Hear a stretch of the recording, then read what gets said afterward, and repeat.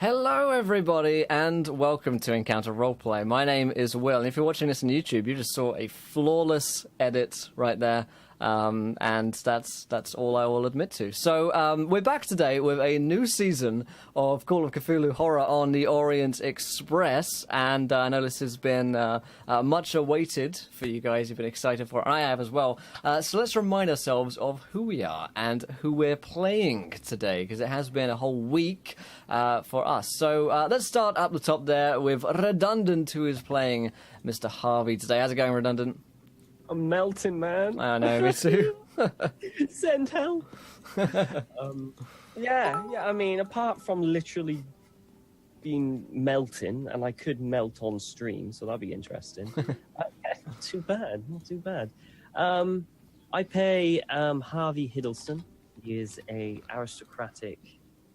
Well, he's kind of a young from an aristocratic family. He has a brand spanking new tongue, Turkish tongue, and brand spanking new eyes, which we got from his other self, from another world or something.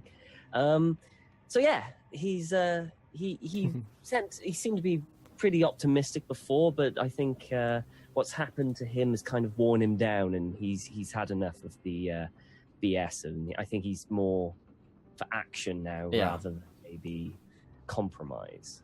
Interesting. And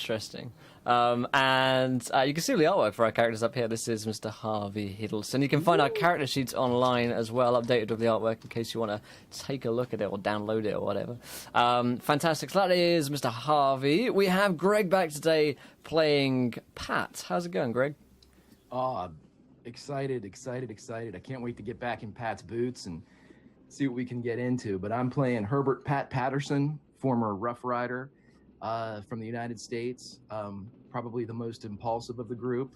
And we were just talking about it. If you were a betting man, I'm probably the most likely to die. So let's hope not. Maybe I can beat the odds. We'll see. Yeah, absolutely. Fantastic. We have Lindy back today, reprising her role as Nancy. How's it going, Lindy? Doing pretty spiffy. Nancy McDrew is our favourite Scottish investigator. Let's hope there's lots of whiskey in Venice, and that she doesn't get too suspicious of her own certain group members as well as the Turks. What could go wrong in the city of love? Oh no! I'm even more paranoid. Oh man! And last but not least, we have Haley today, reprising her role as Evelyn. How's it going, Haley?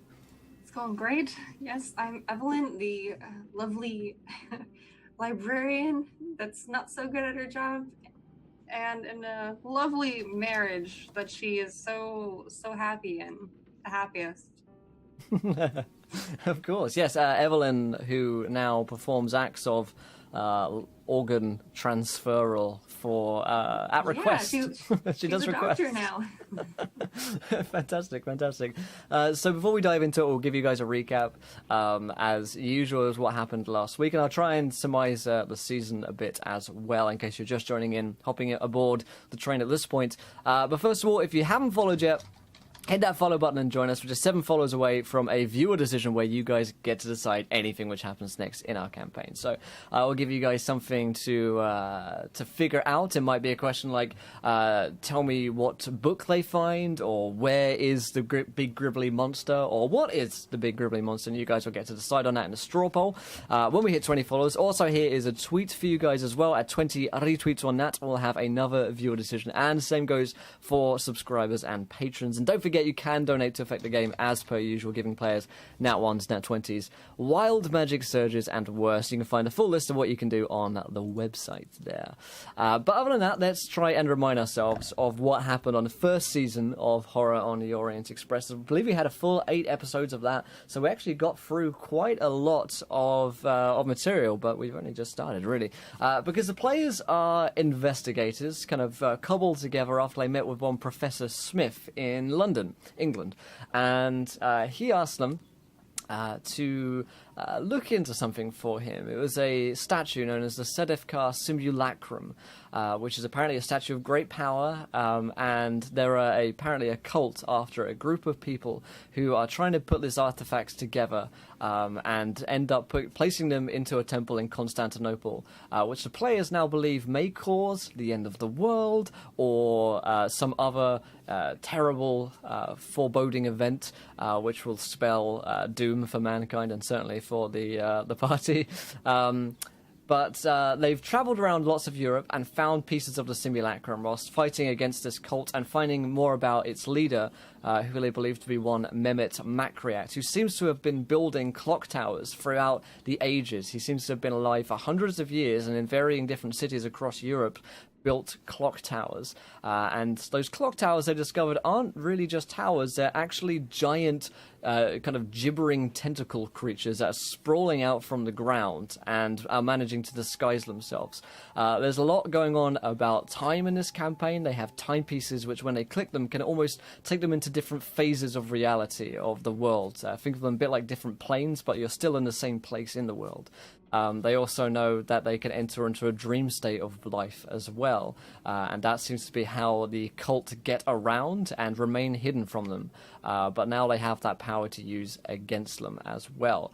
They have several pieces of the simulacrum, but there are several more of them to place together to form the full piece of the statue. And they're coming to Venice today after a series of interesting events in the last city that they were at. And they also have a reporter friend, Miss Felicia, who is a writer for The Times.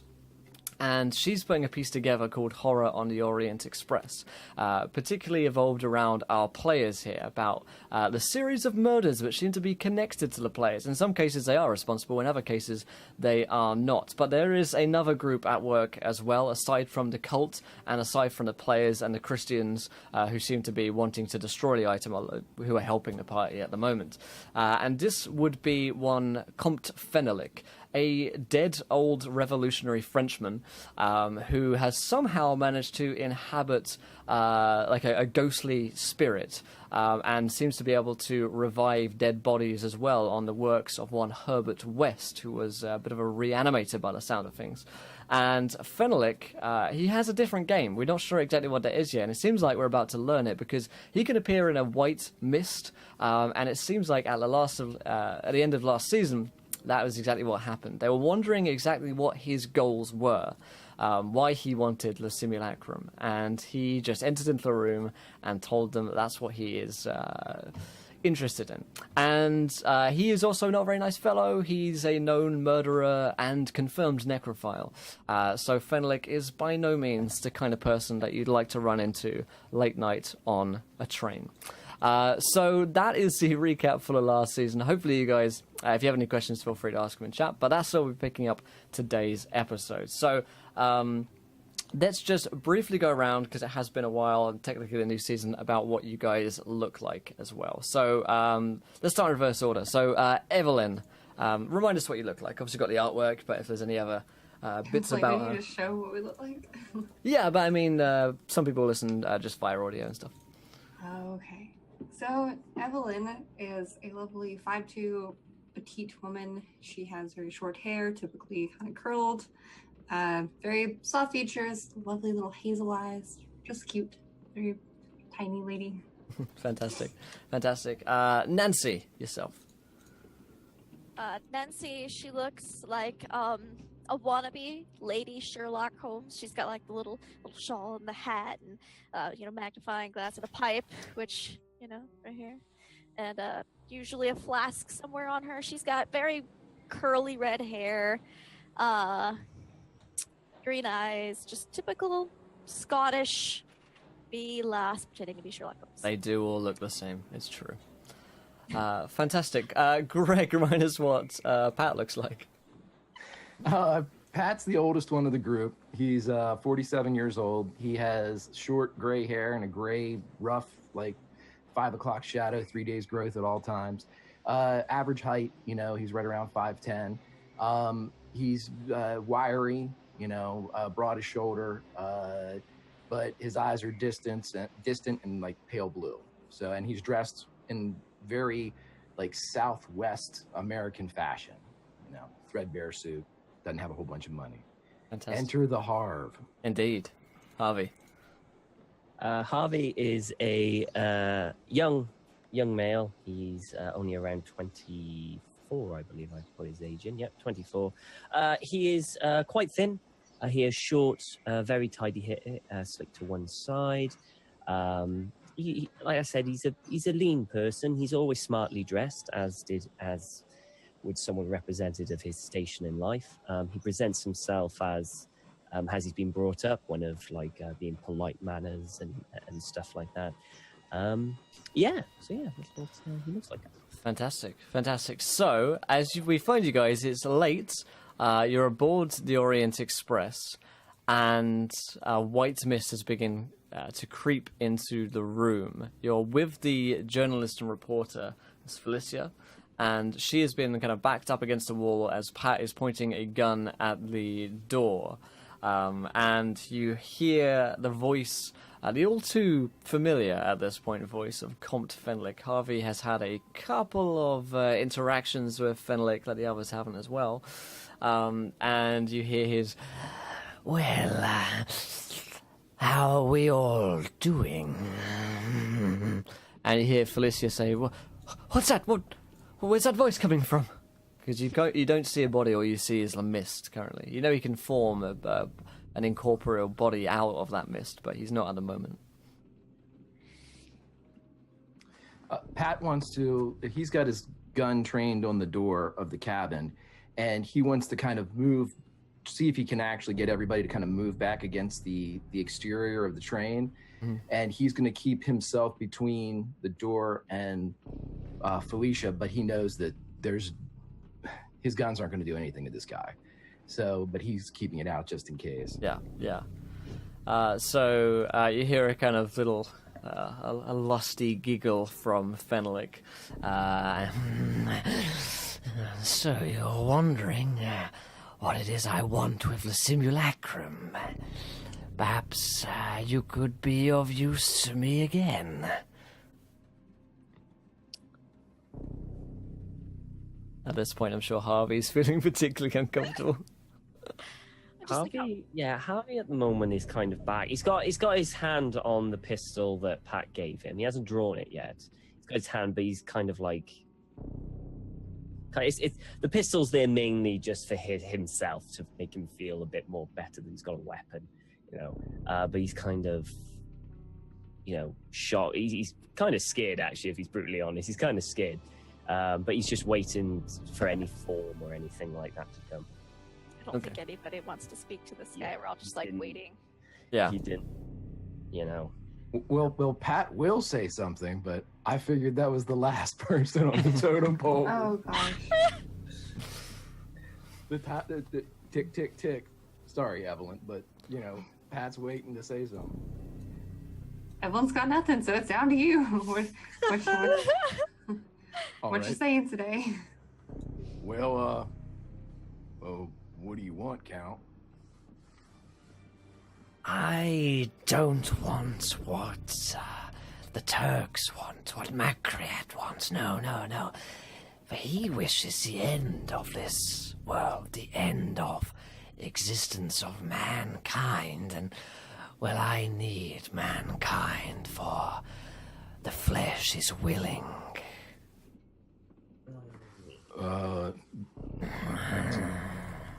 Will, you were way too good at doing that voice. At practice. Yeah, even Pat's a little creeped out.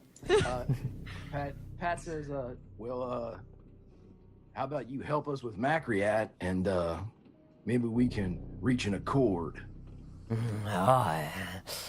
Yes, I like the sound of that working together.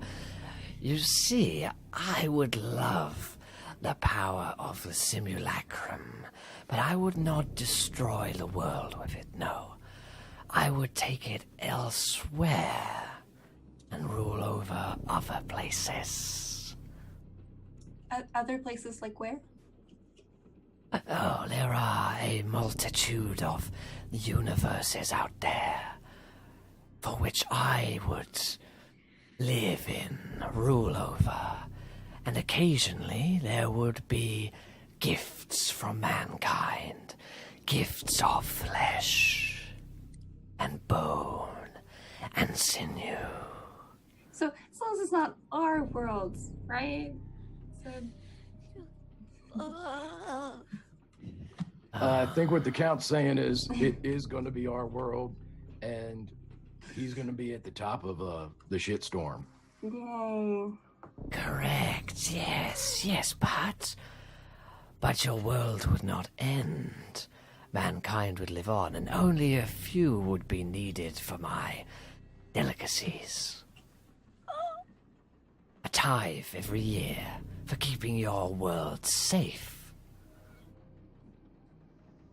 In return, I would see to it that you are properly armed against Macreat and the cult of the Fleshless One.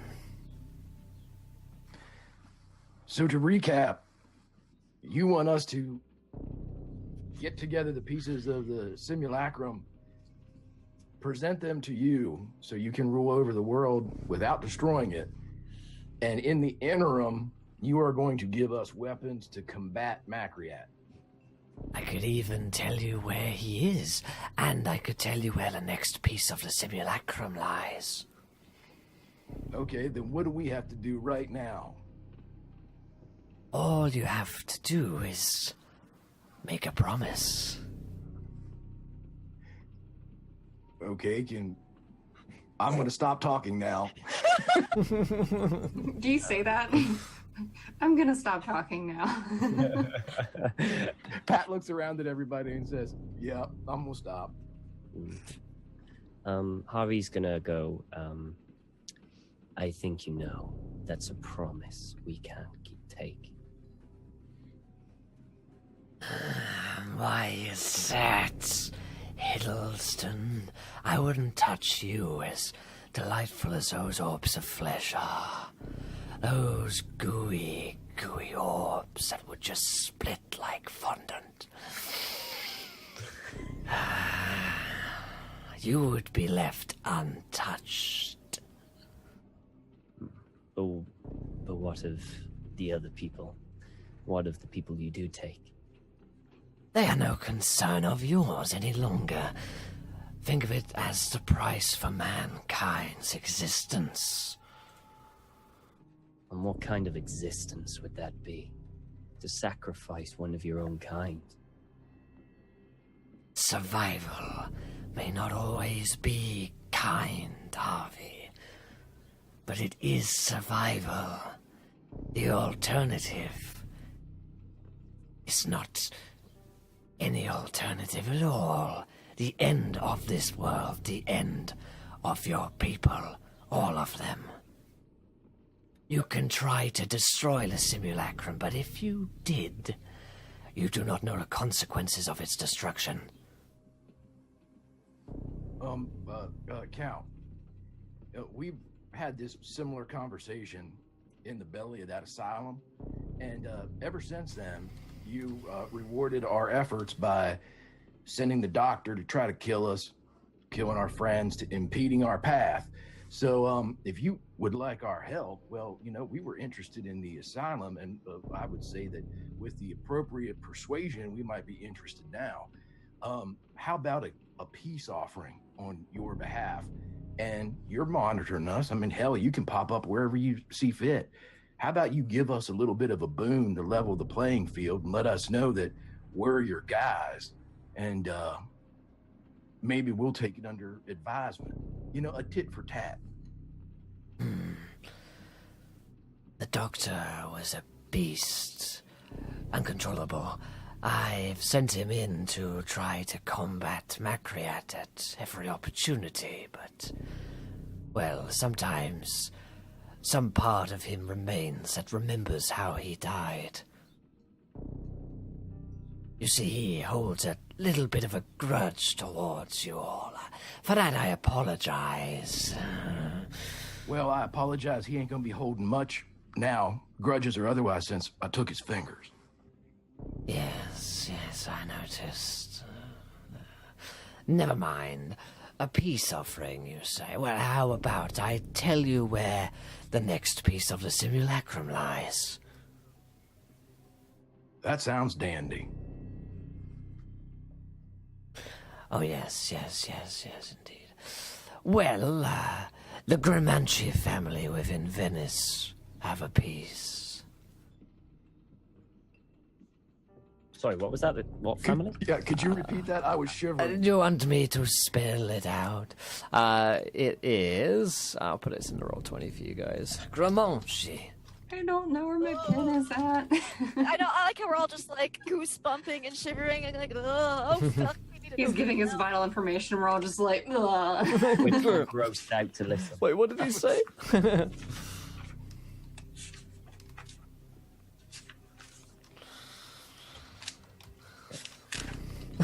Furious paper turning. I gotta find where my notes are. Beauty is that all of this is Call of Cthulhu notes. So yes, he It says the Grimanci family have it. Somewhere within their estate, I believe. Although don't expect a warm welcome. As you might have been able to tell, the pieces of the simulacrum have an effect on all those around. How many do you have with you now? Allow me to interrupt you, Count, so we can think about an answer to that question. He doesn't say that, but on a scale of like a normal, average, everyday citizen to you, where did the Grimanci family fall? Oh, I don't know. I believe they are a little odd, but they are into their curios and trinkets. I think there might be an event there soon. You might be able to find out more within the city. Okay, slightly odd translation, terribly fucked up. I don't speak American. Well, I will translate. Thank you. I wonder what American tastes like. You wouldn't like it. Yeah, we don't taste good. Mm-mm. Very dry. Very dry and salty. Dry, with a hint of bitterness. I'll let you know. So, how's that for a peace offering, then? You know where the next piece of the simulacrum lies. But as I warned, expect more oddities to occur the more pieces of the simulacrum you accrue. Count.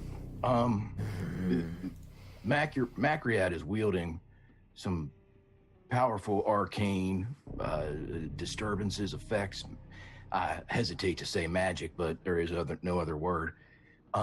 It's the devil's work. It could be that. Do you have any way that we could arm ourselves against his associates? I mean, I'm sure that you've provided the doctor with an ability to wound this gentleman and his compatriots. We have found them to be difficult to penetrate. I thought you would like that term. You're getting to know me rather well. I believe one of you must own a dagger of some potency for Harvey's current condition, after all, but yes, the doctor has imbibed his weaponry with the ability to harm those. So the problem being that they can strike at any place or time. You have the timepieces, correct? We have a timepiece that may or may not work. Well, that should protect you against some things, so you can fight them in your world.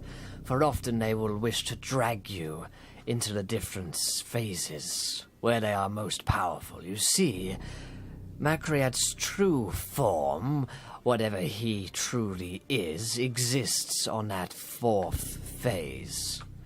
To truly destroy him, you would have to destroy him on all four. All four, great. Count, you are a wealth of information.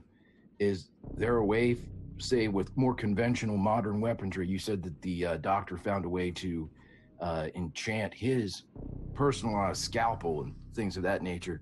And I hold my gun out. Is there a way to do it with this? Ah, yes.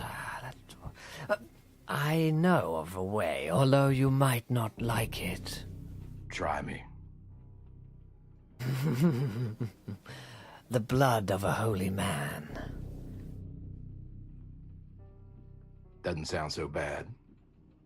How do you define holy? Somebody that's taken up the cloth, or somebody that believes himself pious? I'm not sure. I'm sure a man of the cloth would do it, but perhaps true piety would as well. Although, take it from me, many would think themselves pious, but are truly not. The proclivities of the night, many of those of the cloth as well, have been known to indulge themselves. Nancy hides. Okay, let's say we acquire the blood of a righteous, pious man of the cloth. Or, you know, if there is a pious woman, does it have to be a man? I'm sure the blood doesn't discriminate. He looks over his shoulder at Felicia and he says, "You go to church a lot?" And he just immediately turns back to... She's like rocking in the corner, terrified. She's freaking out. What do I do then? Do I just take the bullets and put it in the blood, or I'm sure? I believe there must be something within the scrolls you have on the exact process. Yes. Well, Count, I do believe this is the beginning of an awful relationship. Just like all of mine. I'm sure they all end well. Is there... Well, I suppose there is one last thing.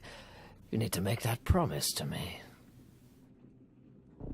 Well, I believe that we agreed to belay that.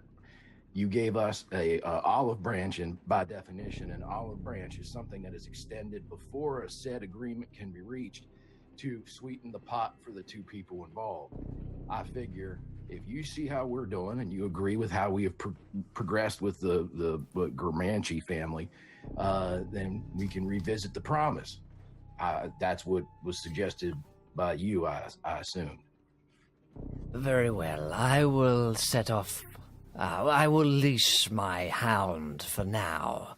You will go uncontested by the doctor in Venice. But if I find that you are seeking to betray that trust which I have once again placed in you, then you should know that my retribution will be swift and delicious. You see the mist is sort of like creeping up all of your legs. No. Nancy's just like climbing up. Oh, delightful. Then I will leave you for now and let you enjoy yourselves while you still can. Get a good night's rest. I'll be watching. How are we supposed to get a good night's rest now that we know he's... Oh. The mist fades from the room, and you find yourselves alone once again with Felicia. Oh, what was that? What was that? How could that be happening? I don't understand. We told you there was some crazy stuff going on. You believe us now, woman?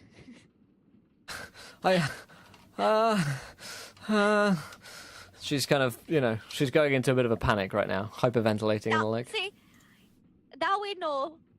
Now you understand why we can't tell you everything. It's a bit much for one to take all in one go, you see. They're just, it's a lot. It's crazy. And more where that came from. By panic attack, you mean rolling a sanity draw check, right? I believe she wrote it at the beginning of the session, yeah. Yeah. Good. Harvey's gonna go to her and, is she like on the floor huddled or? She's or more what? kind of like backed up, kind of like hugging herself in the corner. She's standing. Harvey's gonna go in front of her and take her hand and go. If you want my advice, I would get the first train back home and forget everything that you have just seen. Don't print the story. Don't do anything. Just go back to your wonderful, ignorant life and forget everything that you've done. How can I unsee? How can I forget that? That's Enough alcohol will definitely solve that problem. Just try. I Because following us on this, bad things will happen. I don't know. I must retire to my chamber. And she's heading out. Okay, I'll let her go. Looks pretty freaked. Well, I thought that went well. It could have gone a lot worse. You guys need to. Someone needs to be a diplomat, and it can't be me anymore. I'm getting us involved in some weird shit. Nancy's our diplomat, and she decided that she didn't want to participate. So Nope, I- I did not like that. He just nope. That was a whole No. lot of nope. Well, we're not doing anything that he suggested, are we? We're not going to kill an innocent man or woman. Of course not. I'm especially a man of religious and bias over the cloth. That would be a sin. Exactly. Pat says, I completely agree. And for no particular purpose, Evelyn, may I look at the scrolls for a little bit?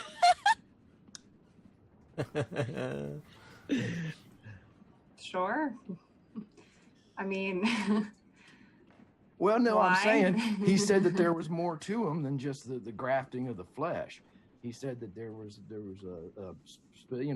if there was more ways to enchant and arm ourselves, perhaps there is something that's not quite as devilish as murdering one of pious nature.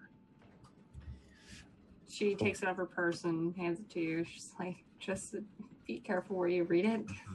What Oh, yeah. Sure thing.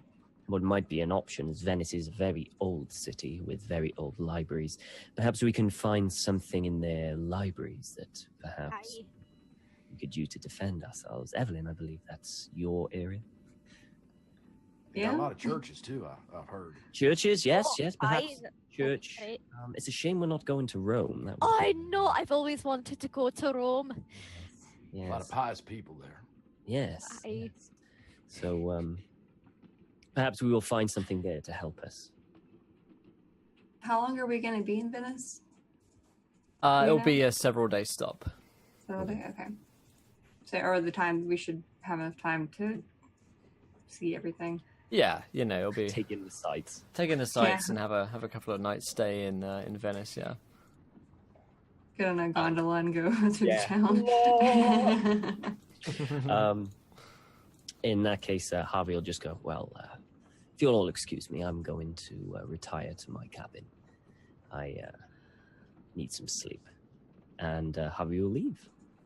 Yeah, rest them new peepers. So okay, everyone's going back to their own private I rooms. know. I'm going to Evelyn's room. Like, Evelyn, you can't leave me alone. I was so going to follow you to your room if you Were you really? You can't leave me alone. I think Pat is he's trying to do some right unholy things. I'm a married woman. You can't get in my bed. No, I'm kidding. I'm kidding. Of course, yes. All right. When? All right, we've got to lock the door. All right. As soon as you lock the door, you hear from directly on the other side. Good night, Nancy. Say, what did I tell you? Did you hear that? Did You you keep- hear that? You keep doing that and she's going to blow your brains out.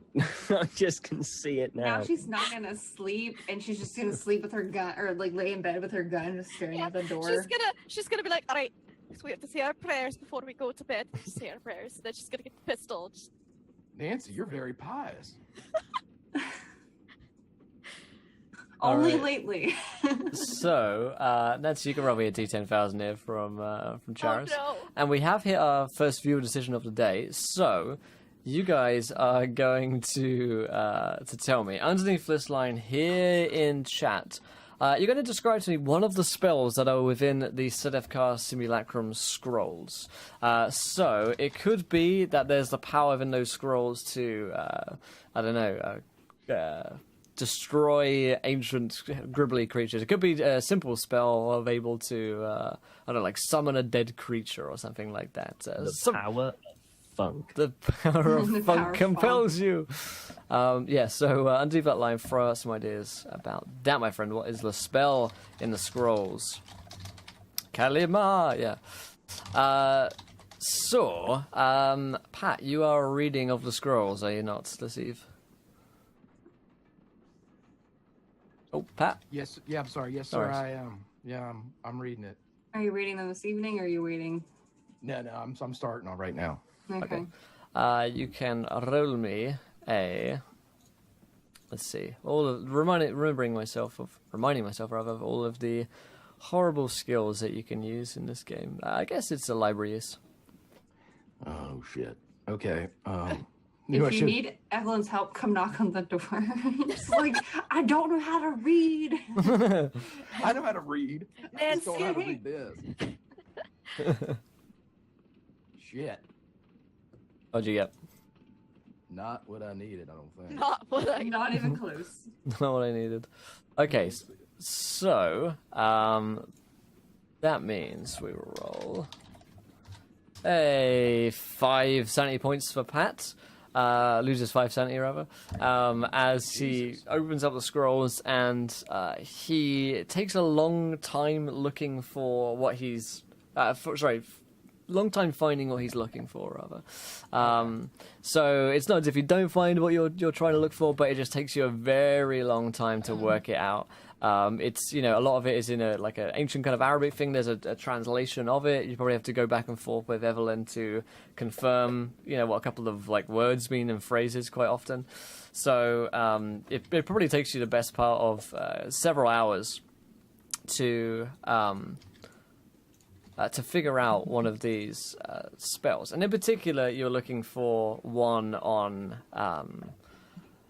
enchanting your pistols, right? Enchanting bullets, and the one about the priest. Yep. Okay. So you find that passage. And because this is written by a crazed Turk, as he's been described to you in the past, he's not a big fan of Christianity, because when this was being written, the Christians were coming over in, I think, the Second Crusade to murder his people. So not a fan of the white man was Sedefkar. And so one of these rituals involves the ritual slaughter of a man of a cloth of pious nature, and the blood being spilt will then, using a dagger of appropriate magic and chanting the correct phrase here in the scrolls, will imbibe the weapons with what he describes as a godly power. And Does it because sound like I can do them with the guns themselves? it looks like you could probably just dip the bullets in it, and it would most likely work. Yeah, it seems to be you could imbibe an item with this power. But obviously, if it's pointy, it's going to be much more effective than if you imbibe a spoon with terrific power. Okay. It doesn't say anything about, you said a man of the cloth of a pious nature. So it can't just be any old man of the cloth? What do I get? I mean, from those are the exact wording of the spell. But whether or not that means that he actually has to be pious, if it actually has to be a man, is context which is lost within translation. And also he was literally insane. So you got to take it with a pinch of salt, I guess. Okay. Alrighty. That Pat's dumb shit is over. Okie and also, as you do that, Refix wants to give you a wild magic surge. So a d10,000 there. The table is !wild magic, and if you're a subscriber each month, you can use a wild magic surge on the player. How do I And do that again? it's / roll D10,000. I will also post the straw poll here and chat for you guys. Sorry if I missed it. I was trying to do 7 things at the same time there. There we go. 4535. 4535. Also, roll that again because Muse wants to give you one as well. Son of a bitch. So All the Lindy wild has magic one. surges. Yeah, I Thank rolled you one. for the host, And Ravioli. he's 2. Yeah, I Jesus rolled one Christ. last week as well. Yeah, okay. And all the wild magic. So 4535 for Pat as he's reading through these scrolls. 4535 reads, And 8156. if the target is wearing armor, he's soaked with lamp oil. Okay, so we'll play this one off as you're you realize that the scrolls themselves are incredibly oily. There's like an ointment on them which is used to like treat the pages to keep it in good condition, and it's just coming off your fingers. It's like super oily. It smells quite musty and old. And it's just kind of like slippery and kind of gross. It seems, when you kind of sniff it, to be a similar smell to the bottle of Dreamless that you had before. So it may be one of the ingredients within that potion, which you had, which allowed you to enter into the dreams-like world. Or maybe one of the components within it are shared. Then 8156... Oh... Did you see Lindy's? No, what did you roll, Lenny? 1101. Okay, I'll get to that in just a second. So 8156 from Pat as he's sitting in the room. Okay, we'll convert this one to make more sense as well. As you're looking at the scrolls, and you're kind of going over it, so you've been up late and your eyes are kind of like blurry and kind of tired. You you realize that things around you are starting to look like they're made out of glass, like crystalline glass. A couple of things on your desk have been kind of changed into this strange, like crystalline, quite see-through, almost like perfect sort of glass. I can see through shit? Well, you can't see through your walls. It's mostly just items. So like the inkwell that might be on your desk has turned to a kind of crystalline thing, almost as if like something very cold has just frozen over. And Charis notes £5. Wild Magic Surge for Harvey. Thank you, my friend. Yay! All the surges. Ravioli, if you want to play D&D, come play with us sometime. Thank you so much for the cheer. Just shoot me a message. Yeah, so a couple of items around the room are just kind of turned into crystal glass, and you kind of look at them, you knock on them, and you know, definitely, they definitely are like glass. You know, they've actually transformed in what the materials they are made out of. So you're dealing with that in your room there. Tiger, the bits work. Click on the link on the website there, and it will show you the conversion from bits to points. And then Lindy, it was a 1101. Yeah. Let's see here, 1101.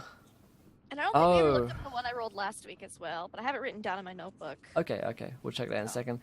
You are certain that every meal you eat contains a strong poison. And thank you, Tiger Legale gives advantage to Pat. Thank you, It's Tiger. a good thing you don't want bugs anymore. Looks like Lindy's on the all-liquid diet. Oh boy, more whiskey for me. Oh, and I rolled. And you rolled 2, 3, 9, 8. So everyone's having a weird experience in our own room right now. 2, 3, 9, 8. Oh, okay. So it reads caster's spellbook reads indelibly of mold and mildew, but it's not your spellbook. It's your eyes. So yeah. So Harvey, you notice with some kind of horror that you've been smelling something a little bit off, a little bit kind of weird, and you wonder if it's something in your room. But you realize more and more that it's getting worse. You look in the mirror and you see that your eyes are like beginning to decay a little bit Those are brand new. before your very eyes, and there's just a kind of little gross, oozy kind of like mixture coming off from them. I'm not getting you new eyes. I suppose I could Embalming fluid will do it. wouldn't it? could call it a discharge coming from your eyes, which is just like kind of Might be a smelling. secondary effect. Yeah, Ugh. it ain't good. It ain't good. Yes, yuppie bump. 5261 is what you rolled last week. Okay, little check this out here. 5261. So Nancy's also having a weird thing. She also believes that there's poison in all the food she eats. But 5261. Oh. Okay. So you can heal yourself, but you age 1d6 years per hit point that you heal. Now, this is going to come about. This is going to come about in an interesting way, I think. Most likely, Pat will return the scrolls at one point to Evelyn, and excuse me taking control of your character for a second here, but Nancy, but you do take a quick glance at the scroll, and you notice there's something in the margin about this very kind of spell which ages the body but heals it at the same time, and now you've kind of learnt of this knowledge. Okay. So there you go. Okay, so that is the oddness of the night, I think, if we're all done for that. And also, Pat has an advantage to use from Tiger of Legale. So we're also, it looks like we're £1 off our monthly goal as well, guys, just above me. So awesome stuff. Okay. So the night passes by. I was going to say uneventfully, but it sounds like it was rather eventful indeed. And let's just check the straw poll here to see what the spell is. Ooh, okay. So Pat also learns of one other spell, we'll say. And it looks like we just have a winner in there. Well, it's drawn now, but I will. Oh no! Oh no! I will choose my favorite for this one. So Pat learns of the spell for a 20-foot prehensile tentacle to erupt from your mouth for up to 10 minutes. And essentially that can be used as a pretty deadly weapon. It's similar to the kind of the clock tower tentacle thing, and it's using the power of the skinless one Pretty good to do party so. trick. Pretty good party trick. Yeah, it's like when you blow on one of those like those things, and like the actual tongue comes out. You can show it to your wife when you go home. Look, honey, look what I got from abroad. Does it go away? It does. After the time you can, dismiss it, dispel it, Okay. I suppose. It says 20 minutes, you say? 20 minutes, 20 feet? 20 feet, 10 minutes. 20 feet's 10 up to 10 minutes. Yeah. Okie dokie. That sounds awful, but I guarantee I'll use it before this is done. Thank you to Refix for the £1 donation. Thank you, my friend. You can give advantage or disadvantage to someone if you want. And that's the monthly goal here right there. Thank you, my friend. Awesome stuff. Yeah. Okay. Great. So so Pat knows a couple of odd things, but after the night passes, 'tis morning, and you are arriving in the city of love, the city of Venice, and the train stops. And you see the delightful city before you. This is perhaps one of the only cities that you've seen from looking out of the train carriage windows and actually stepping out that looks like it's not having an awful time. Venice, despite all of the atrocities of the war, seems to be at least in good spirits. The sun is shining. It's a beautiful day. There are people out. You can see the gondolas from here. People are out in the streets eating and dining at restaurants, and there are plenty of tourists coming around as well. So this is perhaps the most idyllic scene of Europe that you guys have yet to look at. So you guys are let off the train. Again, the same deal as usual with your stuff. You can't go back onto the train until 2 days when it will be leaving once again. So you're told to enjoy yourselves, to have a good time, and relax. Now, you haven't seen Felicia since all of this happened. Most likely, she's kind of locked herself away in her room, and if anyone had to try and go and see her, she hasn't answered the door. So she is most likely going out somewhere in Venice. Dead. Probably dead. Probably dead. Mm. So you have a name of a family, the Gramanci family, rather. You don't know exactly where they are, but you have a whole city to explore. Indeed. Well, I'm going to first take in the sights. It's probably the first bit. I mean, it's a lovely cultural city, isn't it? It's got beautiful sights. So I'll take it all in. And is there a boy selling a paper anywhere nearby? Oh, of course, yes. See. I'll go over. I'll go up to the boy and give him whatever it costs. I don't know what currency they used in Italy. Neither do I, honestly. It doesn't matter too much. No But yeah, idea. it's probably in like the 50-page handbook of like making a scene in Venice look correct. But yeah, Florines or something. yeah, someone will know, won't they? So I'll take the paper and go ciao to the kid. You just give him a pound. Yeah, he's a pound. You will take them. I'm not giving him a pound. Jesus, That's a lot of money.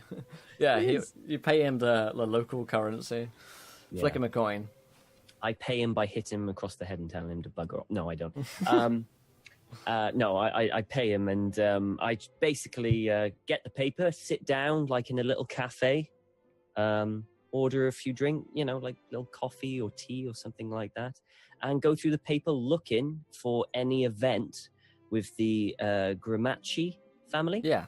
Like a local event that's advertised, not necessarily advertised, but maybe a news article about them, like this new event, you're not allowed to go, but they will, the kind of just that kind of thing. Well, I'm having some tea. Yeah, you spot a couple of things. Let me show you this one. One of the, it's not like a front page, but one of the headlines is of Miss Cavallero's disappearance. Most likely this is kind of just reached this city, she should be able to see that. And I'll try and window cap this for you guys as well. Can you see that okay? Yep. Okay, so it reads thusly. Once I get on the screen here, probably. There we go. So, Cavallero's disappearance. Another tragedy?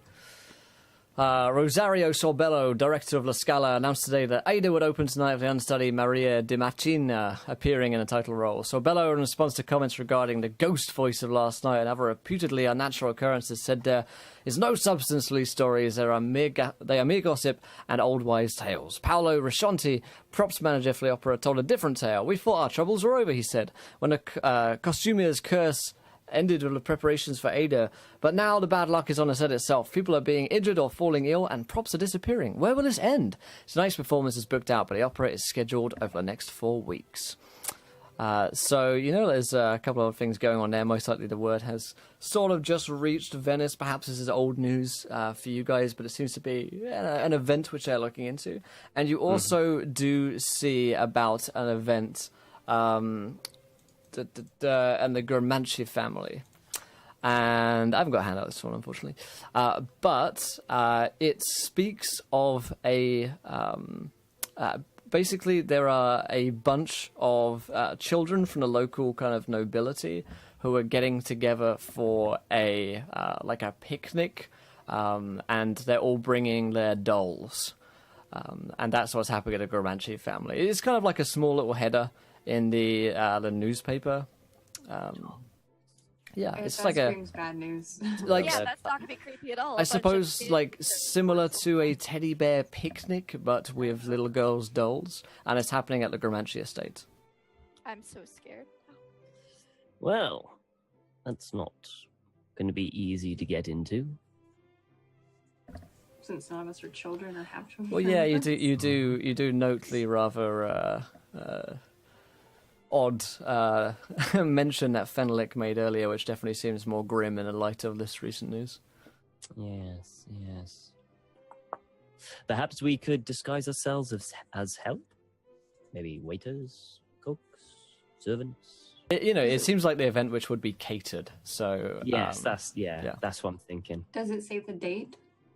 It'll be good. Yeah, it will be. My Italian isn't great. Tonight. Oh, it's tonight. Surprisingly. Oh. Seems an odd time to have a picnic at night, but hey ho. It certainly does. It's a seance. It's just A seance? Yeah. Or sacrifice. A what? A sacrifice. So what, they're going to sacrifice the dolls to something? Maybe it's not actual dolls, like it's the voodoo dolls that people like put pins in and represent somebody, and you sacrifice and it sacrifices the actual person. that sounds like witchcraft, Evelyn. What kind of things are you into? I'm from Texas. What kind of things We're are very you into? Texas, then. No, we're very close to Louisiana, which there are for trends. Oh, I see. Right. You've not heard of New Orleans? New Orleans. Nolans. Nolans. Nolans. Well, There's going to be a bunch of kids for each of those dolls, too. yes. If you're looking for something to be sacrificed. I mean, I think you're jumping to conclusions here. I mean, from the whole thing that we're saying it could be for sacrifice, you have jumped to the conclusion that there will be sacrifice. Now, granted, Yeah, I could go understand the on. jump to conclusion given what we have gone through. But I think maybe we should take a step back and maybe, like investigate this more. That for all we know, they could just be an eccentric family who like to have a picnic for their children and creepy little dolls. I think that you're living in a world of denial. Right, Harv, let's stop. Let's start at, you start at normal. I'll start at batshit crazy. I'll work down, you work up, and I guarantee you I'm going to get to where we're at first. Yes. So what do you suggest? We go in and start shooting every little child that we see? Let's No, go. the kids. We got to take care of the kids. Well, I See- don't like how you're phrasing this, but So much of me is afraid that Hell, the Nancy. kids are a part of this. I know that we want to give it the benefit of the doubt and like the kids are okay, but part of me wants to believe that these kids are also kooky. So I like the way Evelyn's thinking. Doubt everything, and then be pleasantly surprised when shit doesn't go Yes. sideways. yes.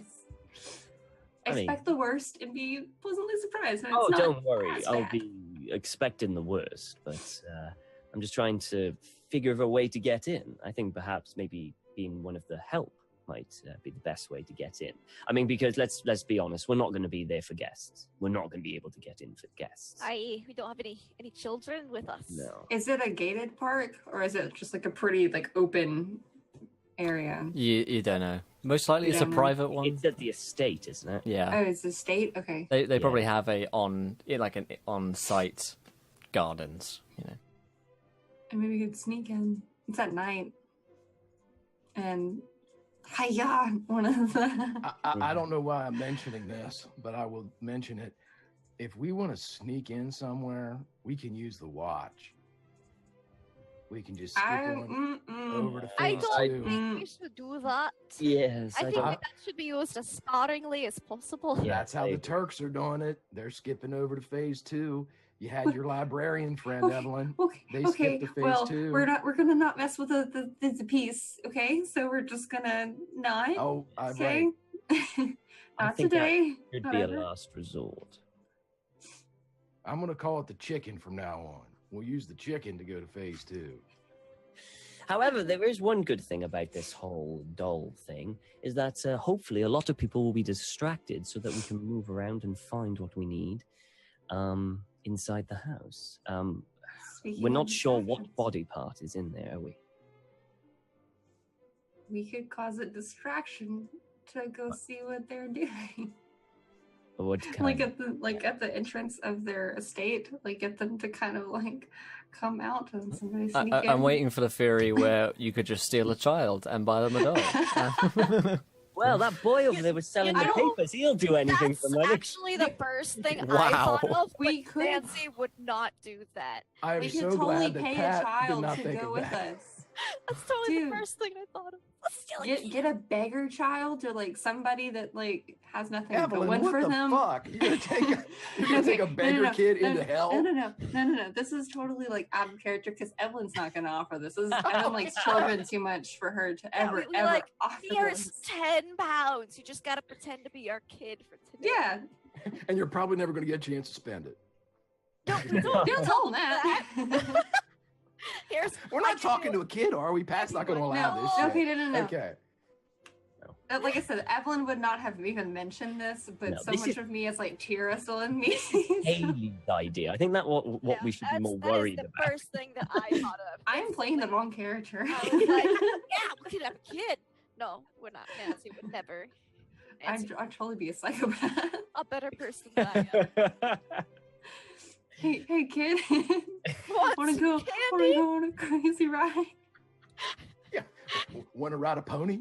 Right? I mean, it's fucking nuts. We're not doing it. We're Wow. not taking a kid into. I mean, Okay. that's like when we went to the asylum. Hey, kids, come on. I mean, we don't know what we're going into. Okay, so A picnic we're in a coffee shop. What is our legitimate plan? Okay. I honestly believe that the best plan is we go in as help. It enables us to walk around semi-freely, and we can go places. Some people we can chat to the other servants. Perhaps they'll know which areas are off limits, and then we could potentially have two that are, we'll have bodies all around, so two can keep an eye out, two can go look in. I think that would be our best bet to get in. Have you ever there's a game that whenever you're dressed up as something and the crew will recognize that you're not a part of it, that's what I'm thinking of. And I think that's a bad idea because if you go talking to people, they're more than likely going to say like, I don't know you, what are you doing here? Oh, So- okay. We don't talk to anyone. We stay low profile. We just Well- keep our heads down, do our, do the work, and try and sneak off when we can. Harv, did it say, with this being a doll party, which Yes. is weird, did it say anything about like what the attire was supposed to be? I mean, is this like could we be so lucky that it's like a masquerade ball? Well, no. It's literally a tiny little article right here, just talking about the doll. Yeah, party. it does say that the parents would be there in attendance, Yes. and you could assume that this will be catered. Yes. But yeah, it's not so creepy as to be a masquerade children's party of dolls. That's just It's a Hey, little Will, awkward. I have to ask now. Okay? So I honestly think that that's our best way to get in. If you guys have any other ideas, please put them forward, please, while I just sip my tea. Where are we going to get clothes to sneak in? We sign up for a local catering company. They're always after help. And we might even bribe our way in, if need be. Evelyn's very sneaky. I mean, if you think that we could sneak in without doing so, I mean... No, But my guess- you were Harv. You were talking about there being two different teams, right? Well, yes. I mean, we all go in as one. I mean, we dress up as waiters. The ladies dress up as maid. We go in, we do our work, and we stay close to at least one other person. And when perhaps the attention is all on the dolls or whatever they do at this place, perhaps two of them can just slip away. Two of us could just slip away while the other two just keep an eye on things. Should the worst happen, we could the two that are still out there could form some sort of distraction and allow the two inside to get out quick enough. Just to just have a look around the place to find out what where this thing is. I honestly, I think apart from literally going in all burglar like, which I'm not very good at, and don't really want to do, I think this might be our best way, unless of course you have any. Nancy, what about you? You've had experience in watching places, casing places, I think you call them. We could definitely do a disguise type of thing. I'm fairly good with disguising myself to kind of blend into a situation when the need arises for it. Except when you need to hide your accent. you know, there's no reason to hide it in London or in Scotland or Ireland. You know, it's all fine. This is my first time on this side of Europe, so you know, I could try to sound Italian, but I don't think. All we need to find out is what is Italian for yes sir, no sir, or yes ma'am or no ma'am. That's pretty much all you need. And you don't even need that, as long as you just be respectful. Could go to a library. Excuse me, where's the learn some bathroom? for you. Yes, sir. Yes, sir. Well, you could just kind of like point. I wouldn't know what they said. If we want to run to a library real quick, I'm real good at learning languages. All right, like speed learn Italian. Let's do this. Yes. Let's go to the library. I mean, it's not that hard to learn a few phrases that'll get you through a dinner or a party or whatever you want to call And it. then we'll go I've always investigate wanted to learn. some catering businesses after that. I think Mhm. that's a Okay. cool plan. Let's go. Yes. Library, catering. All right. Yes, okay. I would know 5 languages if I went that. Yes, oui, baguette. Oui. Okay, so you can go and pick up like a little tourist's handbook of, you know, catchphrases and easy sayings and stuff like that. Thank you, Evan, for the 6 months. So, you know, you can all learn some basic bits of the language that you figure will be enough. Do you want to be looking into, you know, catering companies to see if there's anyone kind of signing up? I mean, like specifically ones that have worked with that family before. Okay. We could always just call around and see, like we're trying to hire somebody last minute for tonight, and if anybody's booked, that you know that we'll know somebody will be able to process of elimination. Okay. Let's see. So you want to kind of get on a phone and just call up a bunch of companies, basically? Not specifically get on a phone, more like going around asking people, you know, like perhaps going into like, you know, like food outlets and stuff Sure, like catering that. places and ask The big around. ones, yeah. Okay, yeah. So you can ask around. You'll be going to several stops and shops and asking around and dealing with the language and stuff. So it's going to take you a good couple of hours until you kind of turn up a lead. And let me see here. Wait a minute. We have 2 people doing that, and 2 people like. Do you want me to go with Evelyn to the library so she can, or is it, did we already do that? I thought we were all doing it all together, and then one says, okay. to the library. Cool. I would just wanted to make sure. Okay. During the day. Yeah, you got time.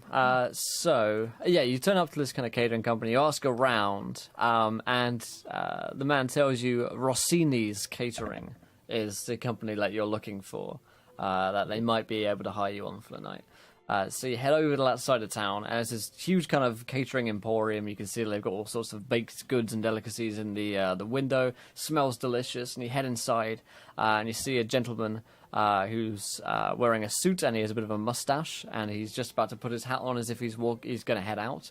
And there is a kind of shopkeeper behind the till at the moment as well. Now the people of Venice, you know, they're used to speaking English because there are a lot of tourists. You're in like tourist central right now, so a lot of people will greet you in English because you don't look like you're. Well, you definitely look like you're foreigners. So the man in the hat just kind of walks on by, and the shopkeeper behind the till says, greetings. What do you want? Good day, sir. We were wondering if you had 4 vacancies for, you know, short-term work. He kind of looks at you, surprised, looks to group you up and down. Victor Urban donates £15, a nat 1 for the whole party, and a nat 20 for the DM. Use them well. Thank you, Urban. Technically. No. Never will work. Not against Will. Wait, what'd we get? You'll nat get 1. natural one. Something tells me he's not going to want us. Yeah, same way. He kind of looks you up and down. He's like, I mean, you don't exactly look like my usual staff. No, we're new in Venice. We need a bit extra money. It looks like you're doing fine for yourself. Do you have a resume? No, not on us, unfortunately. But I can tell you, I have attended many soirees and parties back in England, so I know of all of the pomps and circumstance. I can't say I just hire people that walk into my shop on the day on a whim, you know? I understand. I mean, what would you need from us to? I mean, perhaps I can demonstrate to you, though, our value. Just him carrying around a tray with like coffees on it. You're like, Hey, this was hard thing. Had to, serve from the left, pick up from the right, and all the knives and forks and stuff. Never crossover. Never crossover. There were. Man, Urban, thanks so much. £30. Magic items, maybe? DM, make them work for him. Oh, I have something in mind for this, Urban. Thanks so much, my friend. Why does chat hate us today? We're gonna die on our own accord. We don't. Hey, magic items are good, kind Are you of. sure? Because I can. Kind of. I like to talk the kind of. Magic items just make you go even more insane and colorful. It's so good. This is the craziest session. We had just like nat ones and shit flying everywhere, man. So, rolled as well. yeah, so, let's start that. So, you can roll me a persuasion check, redundant, which is a natural You mean one. his nat failure, right? Yeah, which is a a critical fail. you decide on when you want to. Yeah. All right. Are you So, gonna? yeah, so you critically fail on that. He's like, looks you up and down. He's like, oh, like, these guys clearly don't know anything that they're talking about. He's like, I don't, I mean, you just walked into my shop and not even a resume. I don't even know your names or who you are. So Evelyn's gonna walk up, all like sad face, like puppy dog eyes. I'll do that one. Oh my I'm gonna god. go ahead and use it so that later when I That's need a a good roll. thinking. That's So- good thinking. I'm Okay. gonna go ahead and just Pat fail it right lines up here. behind Evelyn. It's just a line of failures. Nope, that is not going to happen. Thank you to Irvin. Irvin donates £10, and I'm not going to read this one out, but so I don't I'm just spoil gonna anything look for at the party. stream. Well, you will have What did it say? even more failure in your It's future. okay. What the I'll- hell? So, so Harvey lines up and he's like, "Oh, okay. Listen, I do need a couple of hands on, I suppose. Maybe you're not the worst. Maybe I could let you know about a problem I've been having. Are you? I couldn't help but notice. It looks like you might be, well, armed." I do have two of them. I have a third. Well, That's weird, Evelyn. Why'd you have 3 arms? I think I have the arm of the leg. I have the leg. I got the. Oh, damn it. What we were talking about My saying joke's that. not funny anymore.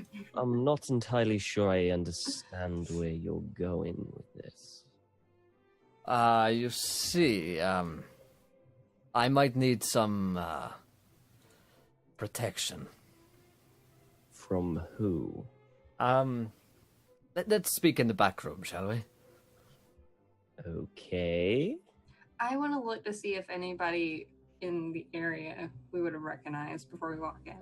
Yeah, I want to see if anyone's Turkish in here. Anybody There's- around playing chess?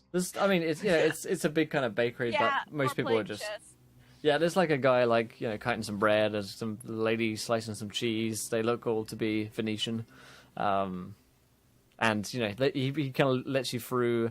Like the bar thing kind of opens up and lets you through to his back room, and he looks quite nervous, and he sits you down in his office and he says, "Well, someone is or something is plaguing the streets of Venice at the moment, and well, I have reason to suspect it might cause a problem at this event that we're doing tonight at the Gramanci family estate."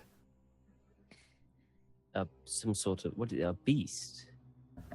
Yes. Well, surely it can't be a man. Boy, it is brutal. You know the stories of Jack the Ripper. Jack the Ripper back in... I pull out my notebook and I just flip through No, some, no, like, no, no. case notes I may have had from, you know, No. my good friend at Scotland Yard. Jack, he was if I remember correctly, he was a murderer of prostitutes in Aye. Victorian England a few years ago. He was indeed. Got my notes here from. They never found who he was.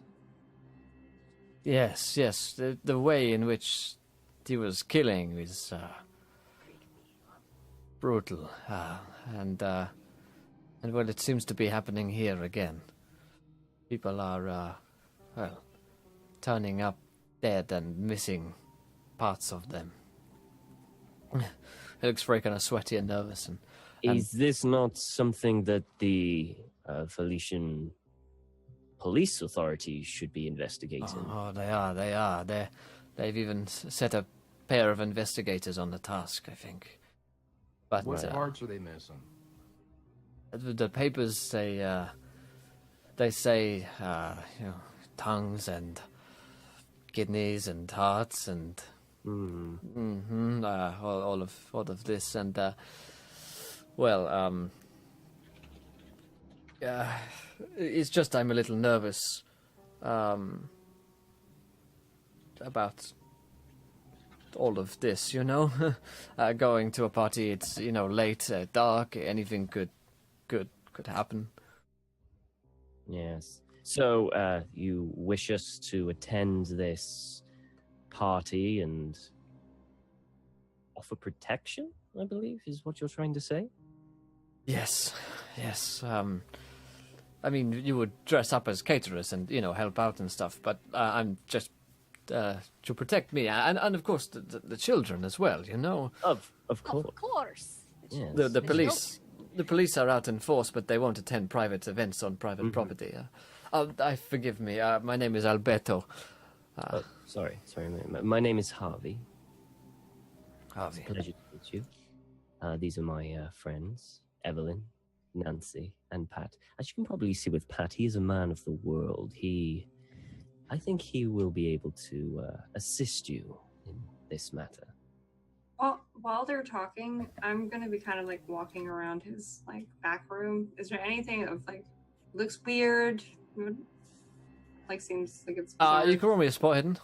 Yeah, I was gonna say she'd be looking at maybe anything involving the string of murders that's been going on, or Irvin donates anything odd. Irvin donates £40. The whisper tells you about it.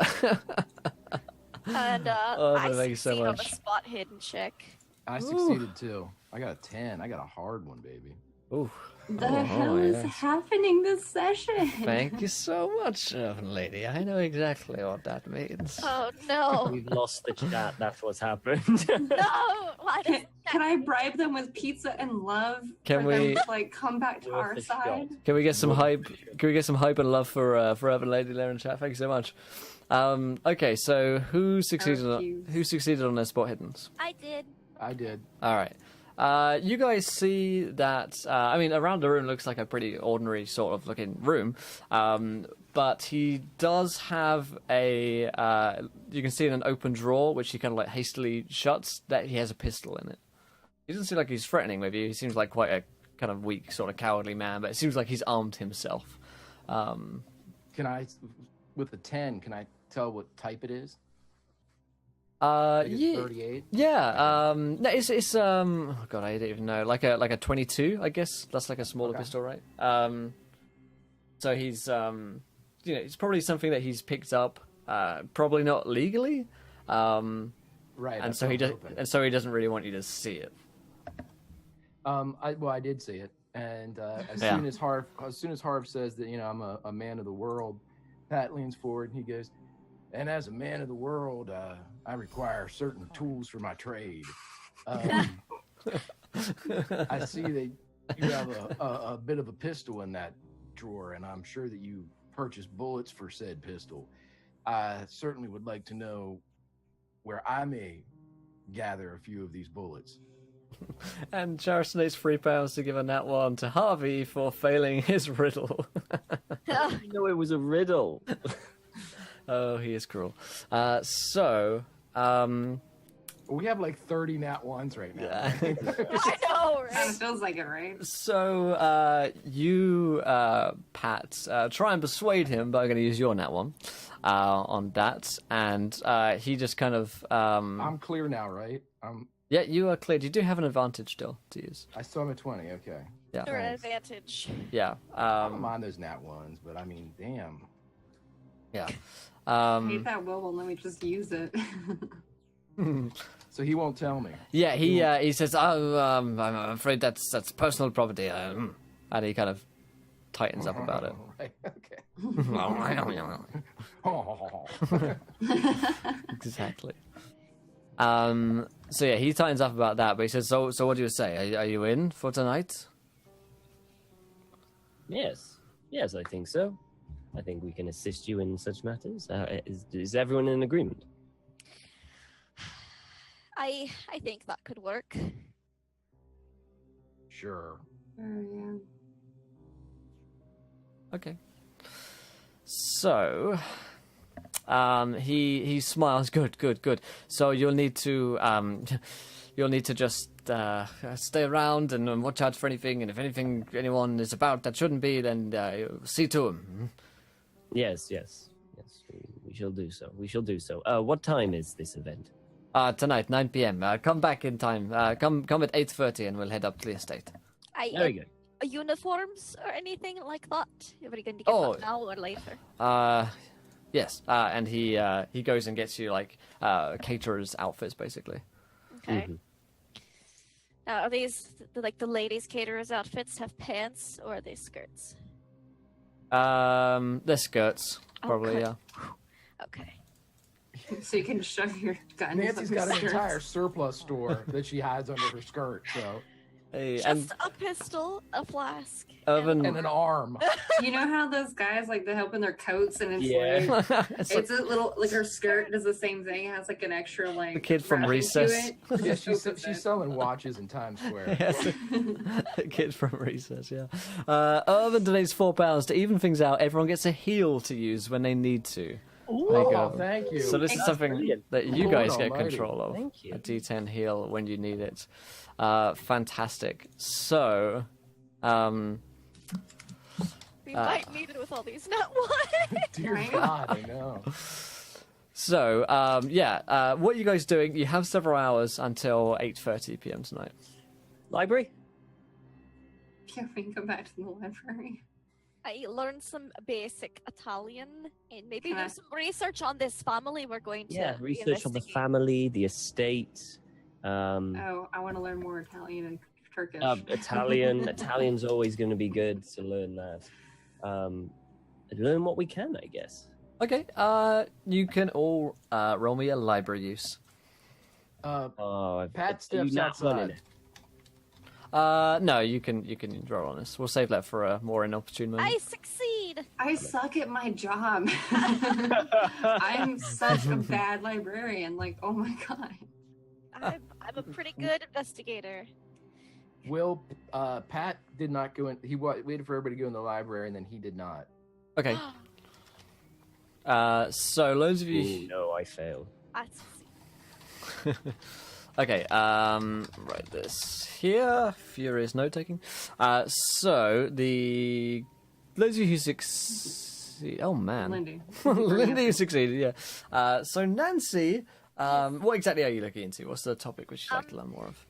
Anything about the family? Okay. The Gramanci. Yes, the Gramanci you learn are blessed with a lot of offspring. So in their family, they've always been like a very large family in number rather than size. And so historically, they've had a very kind of like strong bloodline in the aristocracy, and they're very well connected to other members of the aristocracy in Venice, and have always been quite an influential group of people, and rich as well. You know that much. Although often, whilst they do have a lot of offspring, their children have been plagued with diseases in years past. So often, whilst they have a lot of children, they're not always the most healthy children. Okay. Which is very interesting. Do we have time to research some more? You can roll me one more roll, yeah, and then that will take you to. Can I use that as my Yay! No, Yay! I'll let you know when you're not wanting. Don't worry. God damn it! It's a life or death situation, isn't it? Right? That's when it's fun. That's Otherwise, you'd be like, This is- I rolled to get my coffee. All I succeed too. Yay, Evelyn, go power. right, so Power. so Evelyn, what would you like to look into? I kind of want to get a look at the estate to see if there's any kind of like plans for it. Because if it's like an old estate, there may be something about it that I would want to look into. Okay, yeah. So you don't get a like a floor plan of the grounds or anything, but you do know that they have a large amount of gardens, and they also have a maze there as well. So there is a garden maze, which is, Right. it was all the fashion like 50 years ago. Now it's just kind of still there. They also employ a lot of gardeners to like maintain the maze as well. So that could have been another way in if you had looked into previously. Okay. Who else succeeded? I did. Okay, anything else you're looking into? She's going to. Excuse me. She's going to be looking into any odd. This is a bit off the train, but instances concerning murders of holy people in the Okay. area. Like maybe people are like, let's just enchant a bunch of weapons. Just... Okay.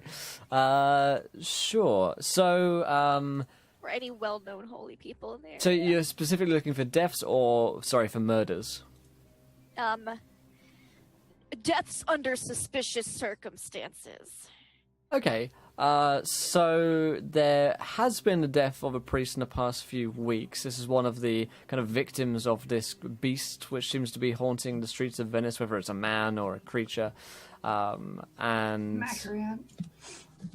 potentially, Yeah. potentially. And let me find the name for you. Yeah.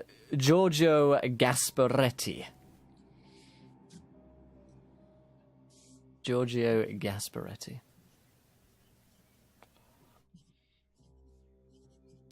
All right, Giorgio Gasparetti. Yep. In connection with this new string of murders. All right. Yeah, because she'd be very interested in this string of murders, because... PI, private investigator. Do you think that I could check out a Turkish book and an Italian book on the way out of the library? A what book, sorry? A Turkish and an Italian book, just like learning the language kind of book? Yeah, you can take those out, yeah. Easy. Hell yeah. Taking them. All right. Cool. So you check out Pat. Where did you go? Pat, since you said that we were in like the tourist hub, right? With the Yes. Okay. Well, I'm assuming that there would be a place of worship inside said tourist area, correct? Oh, there's a ton of cathedrals and churches. All right. Pat's gonna start cruising through them, and I'm going Looking to for any people to kill. Yeah, I'm looking for someone to kill. I'm looking around and I'm trying to find. Basically, the dichotomy is this: a very old priest or a very young priest.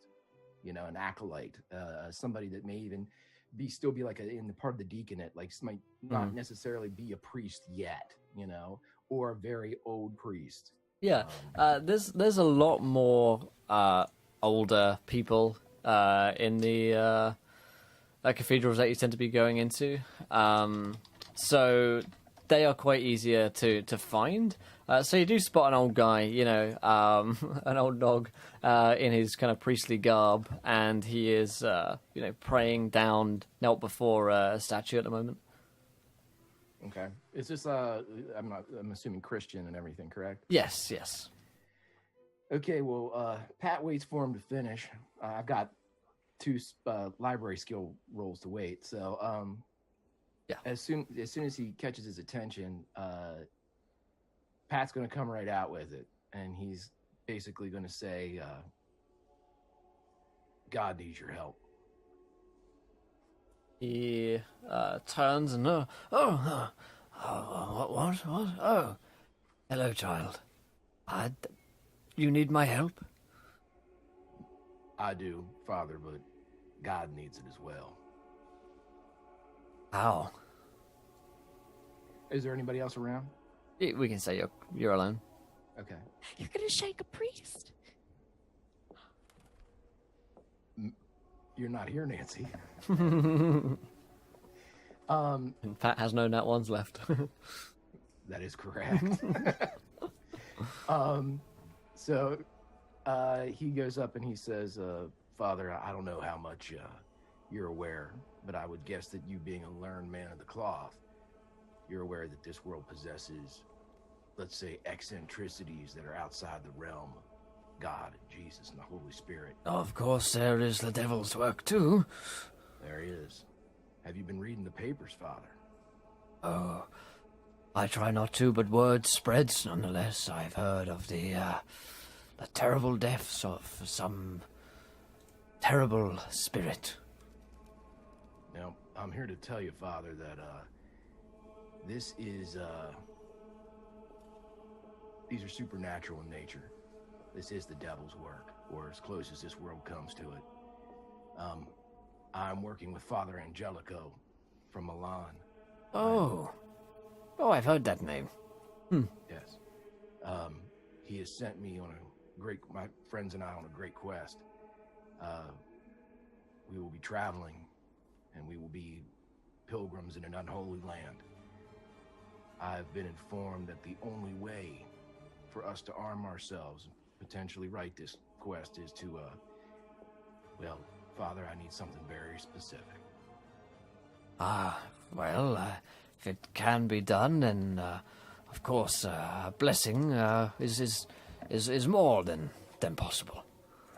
Absolutely, Father. And the ingredient that it calls for is the blood of a pious person, the blood of a man of a cloth. That doesn't sound holy at all. It does not. And that is why, Father, in my youth, when I attended these places of worship, every Sunday, I saw a man such as yourself turn wine into blood of the most pious man, the most pious God that ever lived. I would like some of that wine. And I'd like your blessing over it. This is all rather strange. Why don't you roll me a persuade, Pat? I've got new persuasion skills. Yes, we got skill upgrades Yay! this last season. Let's hope that they work. It does not. It does not. It's yeah. close though. It's only 10. Yeah, I'm If gonna get... only you had brought somebody, you'd have us there. Yeah. Hey now. You're an all-star. Get your game on. Go play. Go pray. Go pray. Nancy's not gonna let me do what I have to do, so that's why I have to do stupid shit. I'm using 10 luck. All right.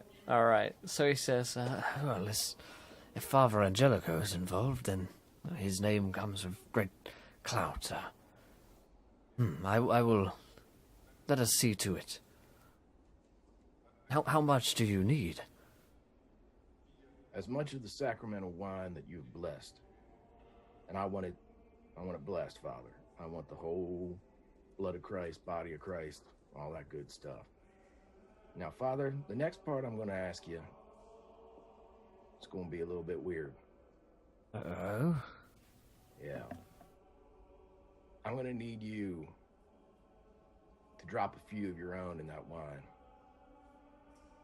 What? A few of... Need some of your blood, Father. My blood? Not all of it. Just enough. Well, it's a practice I can't say we keep anymore, but a few of us remember the old ways. I figured you would.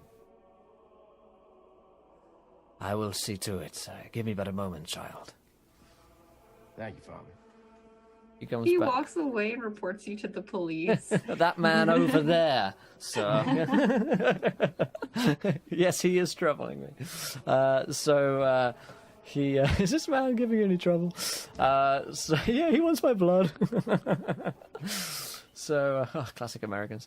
So he goes and comes back a few moments later with kind of like a chalice, and like a bottle is how he's keeping it in, and he gives this to you and says, "This should do it.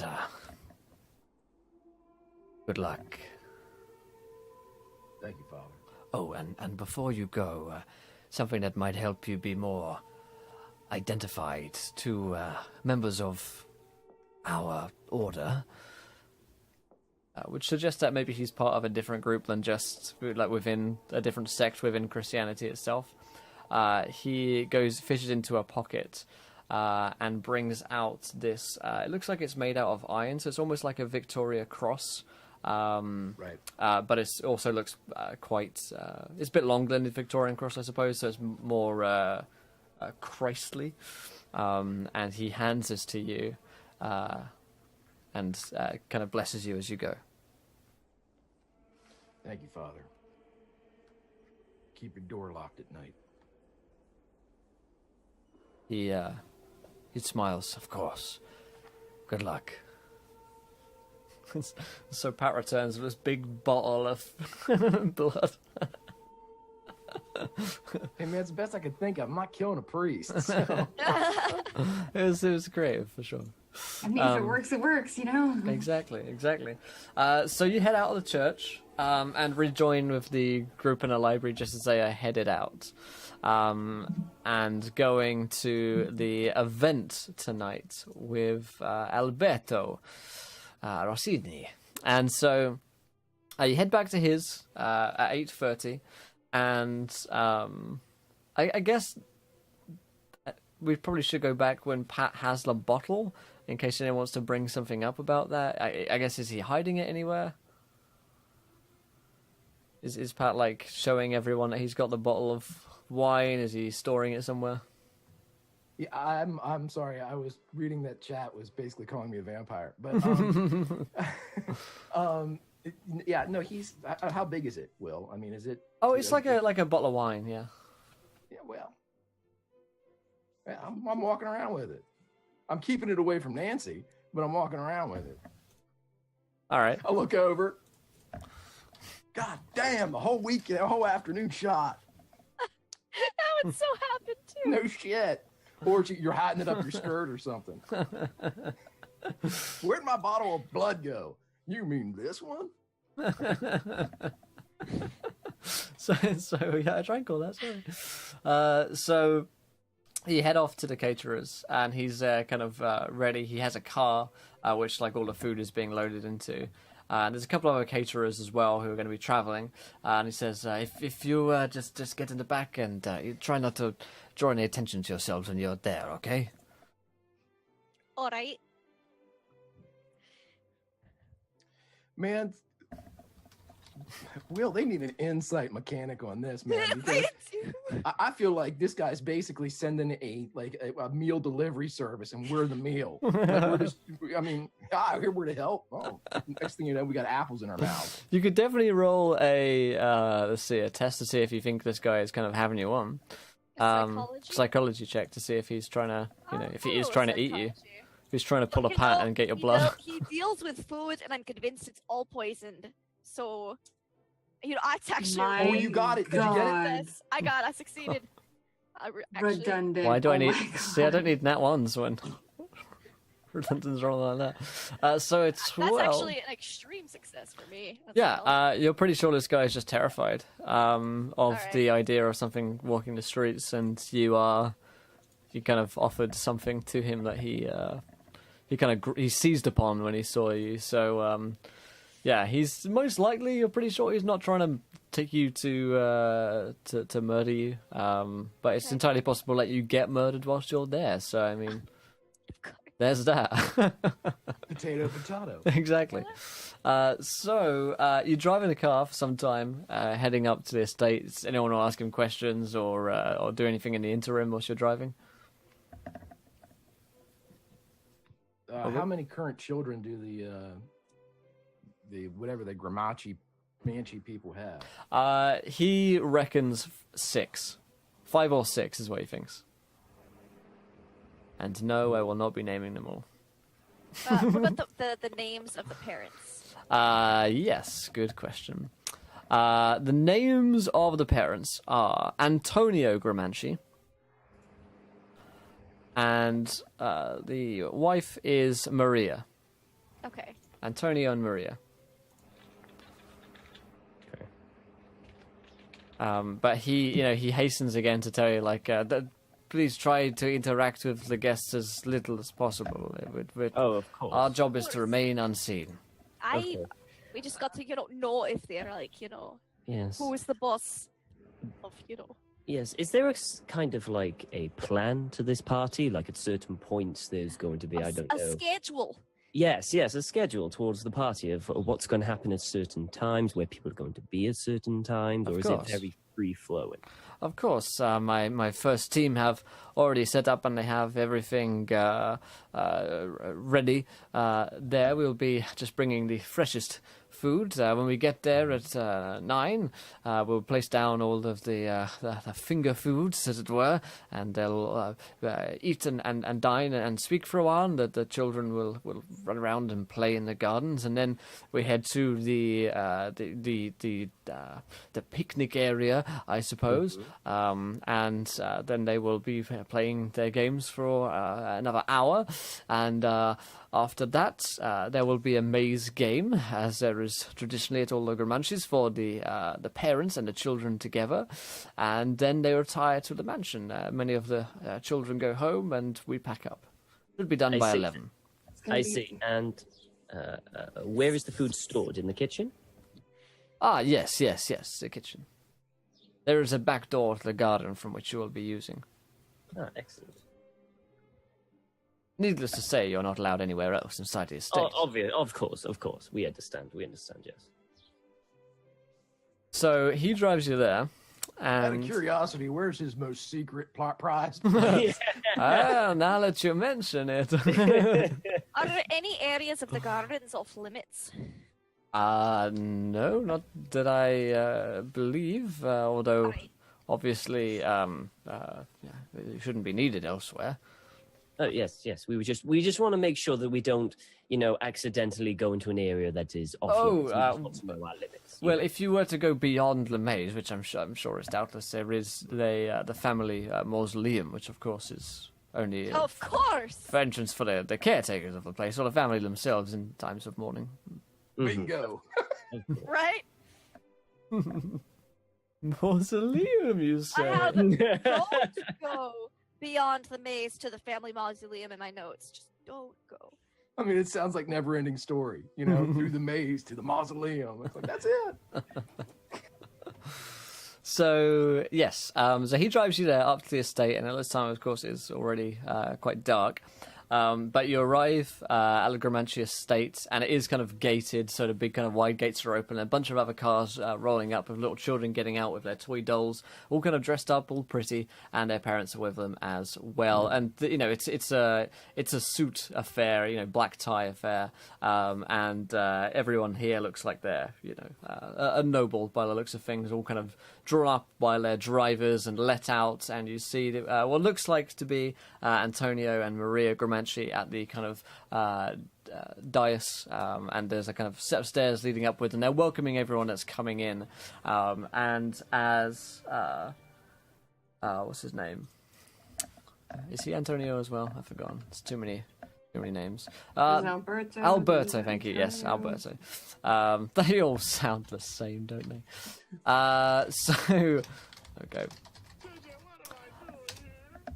So Alberto gets out and he has a brief conversation a brief conversation with the group, Antonio and Maria, and then he comes back to you guys and says, "We'll just go in round the back." And he's kind of like shuffling you guys out of everyone's way because you're a bit of an eyesore, probably.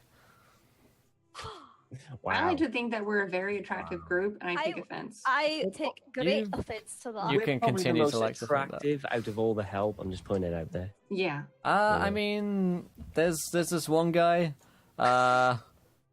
Is he cute, Will? He is. His name. Is he dreamy? Let me find my Italian name generator. Ah, yes. Oh my god. His name is Gilberto. Gilberto. Be that pretty for long. He is. Gilberto the pretty. He is potentially the most beautiful man. I'm gonna I assume he's think not I'm in important since he didn't have a name. He's a beautiful man. So, yeah, he's rivaling you, I think, Harvey. But other than that, you guys are fine. Probably the most beautiful people here. Yeah, we're gonna have a We're cat. fine. Catwalk. Show off. It's on, girl. Yeah. It's on. So he sounds like a disease more than a name. Gilberto. He's got Gilberto. Oh, that does not sound good. So you're kind of shuffled around the back where there's a catering table and desk, and there's food being laid out, and Alberto's just like, quick, just make yourselves look like you're busy, and it leads into the kind of kitchen area as well. And you see that all the children are kind of gathering around with their little dolls. There's probably 20 children here and their parents as well, so probably about a total of 40 to 50 people around. And there's nice music playing as well. Do the Romantic children have any appearances that show them as different than the other kids? Like devil children. Yes. Well, you know, like Any of them look ill because frequently they're. Yeah, you can Any roll of me them spot look like the hidden. children of the corn. I just want to know if there's any characteristics that point them out. Okay. You can roll me spot hidden, my friends. So let us combine whilst this is happening the retweets and follower viewer decision here, my friends. So underneath this line here in chat, you guys are going to tell me what is in the mausoleum. What is in I wonder the where mausoleum? we should go, guys. So yeah, apparently we're going to the mausoleum.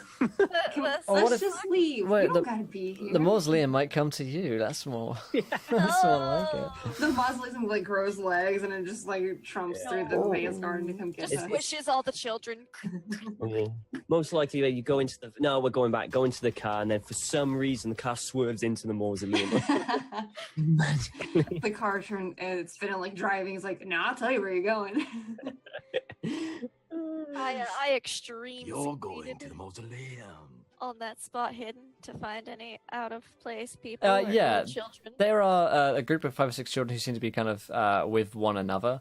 For the most part, they kind of hang out, and they do show signs of kind of like looking a little bit ill. They're kind of little sickly, pasty sort of looking kids.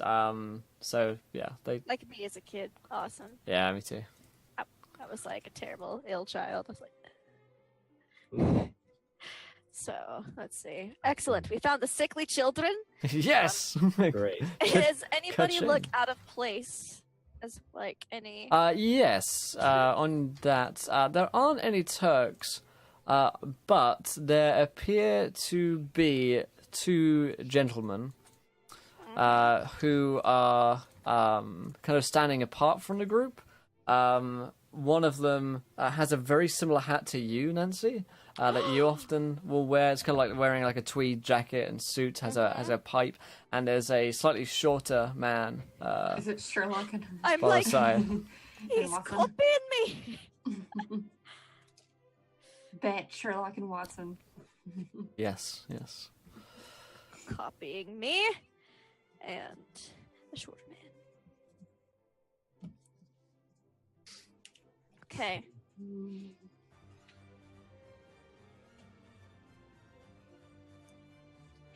All the furious note taking.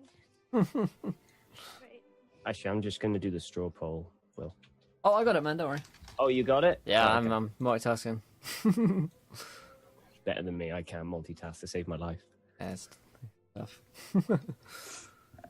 So, So we're currently outside, right? We're Currently we're outside, kind of in the kitchen area and just outside as well. Okay, so the kitchen area is attached to the main house, yes? Correct. Okay. How far is the? And I'm assuming the mausoleum is on the other side of the maze. Correct, yes. Do we have to go through the maze to get to it? Yes. Or is there like an outside wall that like goes Can we to just it? go round? No. Damn. Oh, that's just in a very poorly made garden. I mean, Can't- why have you got a body? You have to go through the maze to get the body in. It's silly. like an ancient tradition, yeah, very odd.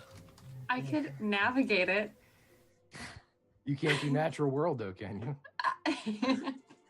You can only do right. You said that last time. You can only navigate in like cities, or can you do natural world? I thought I that's have what you said. natural world. They're both like the same skill. Oh, okay. And so either way, if it's one of those two, I got you. Through this maze, it'll be fine. You just drive the car through the bushes. We can climb it and stand on top and like walk to like the mausoleum. That won't draw attention at all. How dark is it right now? Well, it's getting on for 9, so it is getting quite dark. There are outside lamps, however, that seem to be illuminating the space. Is it real bright because of the lamps, or it's still kind of very dim but light enough that you could see somebody that's Yeah, it's kind of 5 like feet in front of you? ambiance lighting, I suppose. So sneaky lighting, huh? Yeah. Well, you could probably sneak around in this sort of lighting. Inside, however, it's very well lit. Okay.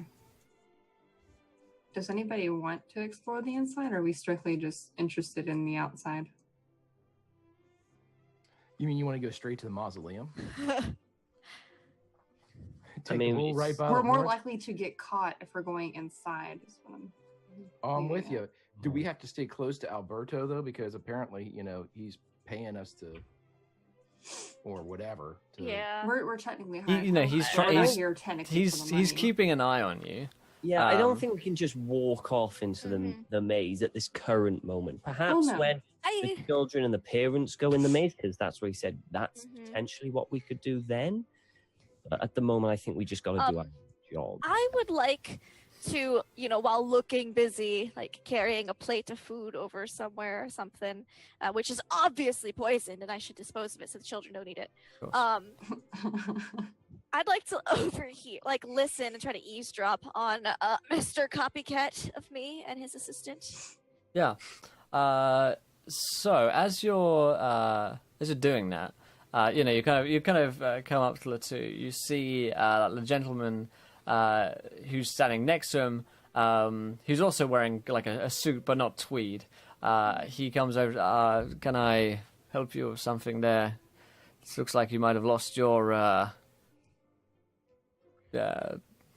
delivery. What do you call it?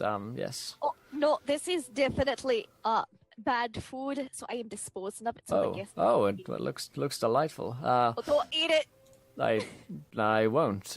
My name is Tadbury. Tadbury. Mr. Tadbury. Pleased to meet you. Pleased to meet you, Mr. Tadbury. Yes. I keep thinking Tadbury eggs. Yes. It's I can't say I expected to meet one of such an accent as yours. Of course, I am also from Great Britain. I so it would seem by your accent. Yes. I do hail from London. Oh, me too. I was just there like a few weeks ago. What brings you to such a place as this? I decided to travel a bit, see the world a little bit, and while traveling, sometimes you have to pick up odd jobs to earn a little bit of extra money. So, yeah. It's just that my friend over there, he seems to think you're someone else, someone connected to something that we're rather looking into. I suppose you could say right now. So is this the shorter man who's not wearing tweed? Yeah, the short man. Alright. Yeah. Okay. Oh, what are you, like private investigators or something? Yes, we are rather. We're, Fancy that. suppose you could say. My friend seems to think that you might be one of some regard as well. Is that the case? Are you undercover right now? He is playing on Nancy's ego right now. She's Yeah. I'm a private investigator as well. Oh goodness, that is Deep cover. that is just fantastic. I never thought I would see such a how do you put it, a charming young lady in such a exciting position, if you'll forgive the phrase. So what are you looking into the same things as we are? The Venetian killer. Of course, it's the latest biggest crime since Jack the Ripper. Oh, indeed. That is a case which my friend here, Charleston, he was also working on as well. So he is something of a clever one. I'm more just the talker of the pair. Oh, I would love to compare notes on these cases. Of course, yes. Oh no, we'd love to. You see, there's just a lot of odd things going on in this place. The whole idea of this whole late night doll party is rather odd to one of It's my a persuasion. bit strange, isn't it? I thought that myself. Yes. Well, we believe it to be a. Why don't you come over here and talk with Charleston with me, and we can have a chat, compare notes. Sounds great. I'll pretend I'm showing you guys the menu for tonight's evening, so I don't blow me cover. Oh no, of course. And your name was Nancy. Nancy. A delightful name. It's an absolute pleasure to meet one such as you. All right. Well, let's go. And she'll just walk over with the hors d'oeuvres and pull out one of the little menu things she had and puts her notebook inside of it with notes. Mm-hmm. An open book, the Nancy McDrew story. I like it. So, do you go back to talk with him and his friend Charleston? Oh, of course. Okay. The group of you can probably spot Nancy going off on one at this point. Give me 1 second. I'm going to turn the light on. What are you guys doing there? I can still hear you. I'm probably gonna go and make sure Nancy's okay. Yeah, is she going off by herself? She's... I mean, she's still around people. It's not like she's on her own. She's just off to the side of these two gentlemen, one in tweed with a pipe and the other in a jacket. One dressed like Nancy, but in guy form and then another guy. Yeah, I'm gonna get closer just so I can hear what they're talking about, but not, interrupt, basically. Okay. So you see the man who's introduced himself as Tadbury, Mr. Tadbury. Nancy, this here is my compatriot, my compadre, my brother in arms, Charleston. Do be polite, Charleston. And Charleston in the tweed jacket. Yes, Miss McDrew, is it not? Pleasure to meet you at last. All right, he knows who I am. Have I heard of a Charleston while doing private investigatory stuff? Yeah, let's see. You could roll me a history. Oh.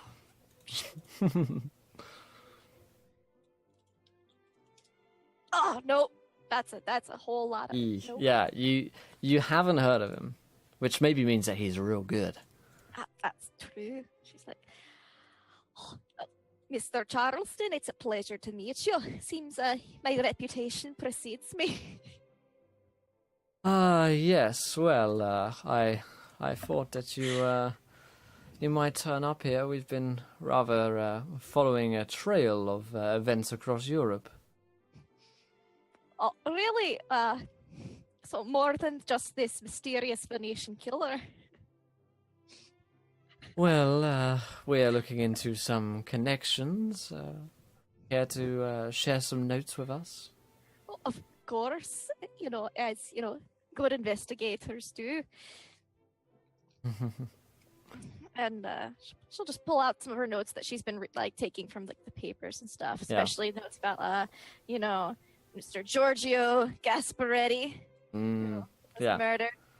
Yes, he, interesting. Yes, it seems like you've been able to deduce something. Do you have a lead on who the killer may be?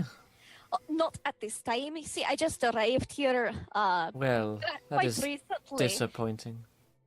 So I... Charlton, please, like I said, please do be polite to the charming young lady. Fear not, for we are looking into the matter tonight. You see, Charleston has been able to deduce that he believes that there will be a killing tonight. Rather exciting, is it not? And Charleston says, must you tell people everything, Tadbury? And your friend there... that there might be a killing tonight. He says, your friend there in the bushes. And, this is a reference to Harvey. He's probably like... I'm not that bad. I'm like, catering to a table or something. I'm not that. I'm just not like in the bushes. Just... Hiding Or behind maybe the I lamps. am. I don't know. I didn't roll a stealth. That's true. I will use your nat 1 on your stealth check to be hiding in a bush. I'm hiding in the bush then, yeah. Perfect. Oh, that's just a good friend of mine. He's, Why doesn't he come over? Yes, my friend, do come over. Come meet us. Mr. Tadbury here, and this is Mr. Charleston. Seems like you most likely know Miss McDrew here. Just been talking about the latest the case that we're all on, it seems like. You're a private investigator too, I take it. Oh, me? I not quite. No, I'm more I'm more finance, private investigating. I see. Very exciting. Very exciting. Well, yeah. If you overheard, we believe there to be a killing tonight. So hopefully we'll be able to catch the killer first-handed. Yes. What makes you think there'll be a killing tonight? Charleston says several things. First of which, the killer likes to have an audience. Secondly, it likes to hit the papers with a shock case, like a priest being killed. Lots of children around, if you noticed. All aristocrats, nobles. Perfect target. It's also considered to be an auspicious night. Stars are in a certain formation, which many of those who believe in the occult things would quote this night as being gibbous. The moon is strong, after all. He looks up and the moon is pretty big in the sky tonight. I see. And, do you have any suspects? Do you believe the person is in the party at this moment, or? Oh, almost certainly, yes. Any suspects? Charleston kind of like looks away, and Tadbury, he gets a little bit tricky when it comes to that. He likes to be right, you see. So if he predicts something and it's wrong, he's a little bit touchy on the whole matter. But we see we believe that the figure or the killer, whoever it might be, has the ability to transform oneself into something rather different than a normal human. You understand? The devil's work, all the supernatural Indeed, yes. For we are interested very deeply in that of the supernatural and the paranormal. Yes, we believe that the killer, whether or not it has control over this, is able to perhaps grow talons or claws of some kind, for the wounds done on the bodies were not that of any man or of any weapon either. Can I, as he's speaking, can I try and have a look at both of their hands to see if there are any, like, I don't know, disfiguration of their nails or, like, dirt under them or something? Basically, if their hands just don't seem right. Anything like... Okay. Sure, you can run me a spot hidden. Oh, I'll do my best. When Nancy was researching stuff, did there seem to be a time pattern between these murders, like, I don't know, around or near the time of the full moon, perhaps? Interesting. You could roll me an idea roll in. I pass. Okay, I'll roll an idea. Oh, that is also a success on the idea roll. Okay. I'm really smart. Yeah, having a lot of good ideas. And you got that as well, Harvey, right? Yes. Their hands seem to be normal. They don't seem to have any signs of kind of like muscle tearing or contractions. Okay. So it seems like they are clean, at least for now. Nancy, you know from your kind of studies of the occult that when the moon is most gibbous, there are all sorts of different occult rituals and practices that have more power than they might normally. So it's entirely possible that, auspicious nights such as this actually do hold some sway. I'll give this to who's holding the timepieces at the moment. So Pat has them. So Pat actually feels them like they're actually very warm at the moment. Like they're actually kind of like burning a hole in his pocket, quite literally. Warming your cockles. Warming your cockles, yeah. I hope it's not warm on my cockles. Yeah, we only have one, remember, because we. Sorry, yes. Yep, we dropped the one into Goofy Librarian Killer. That's right. Goofy librarian killer. I'm That's the sorry that official time title. is so scary. I have the chicken. Okay. I see. So, I understand that you don't want to say who it is, but we are talking about a man or a woman's or a child's life here. So perhaps if you tell us who you suspect, we could have more eyes on the subject. Prevent this from happening. You see, Tadbury kind of like empathise if he gives you kind of like sympathetic look. Oh, I have entreated for Charleston to do the same, but you see, he is rather more interested in the study of what happens as much as preventing it. So Wait, he's willing to let a child die? No. We of course we intend to stop this, of course, from happening. But there is the problem with wanting to study what's going on as well. I see. Well, we will keep our eyes peeled. Of course. We'll let you know if there's anything super crazy that we see. Perhaps that might give us some more clues to the situation. Why?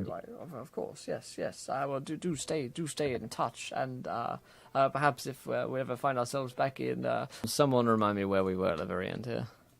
England. When I see you back in jolly old England. Maybe. That's exactly what you said. Oh yes. I was doing my Hugh Grant.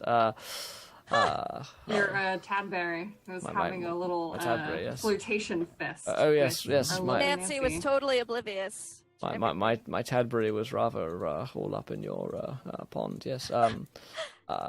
I was just saying, if ever we are back in England, perhaps we should get together for some note taking and chatting. About the. About the murders, that'd be yes, great. I'm sure. That's what I was trying to say. Yes. Oh, sounds good. I'll. Right. Yeah. Right. So. Right.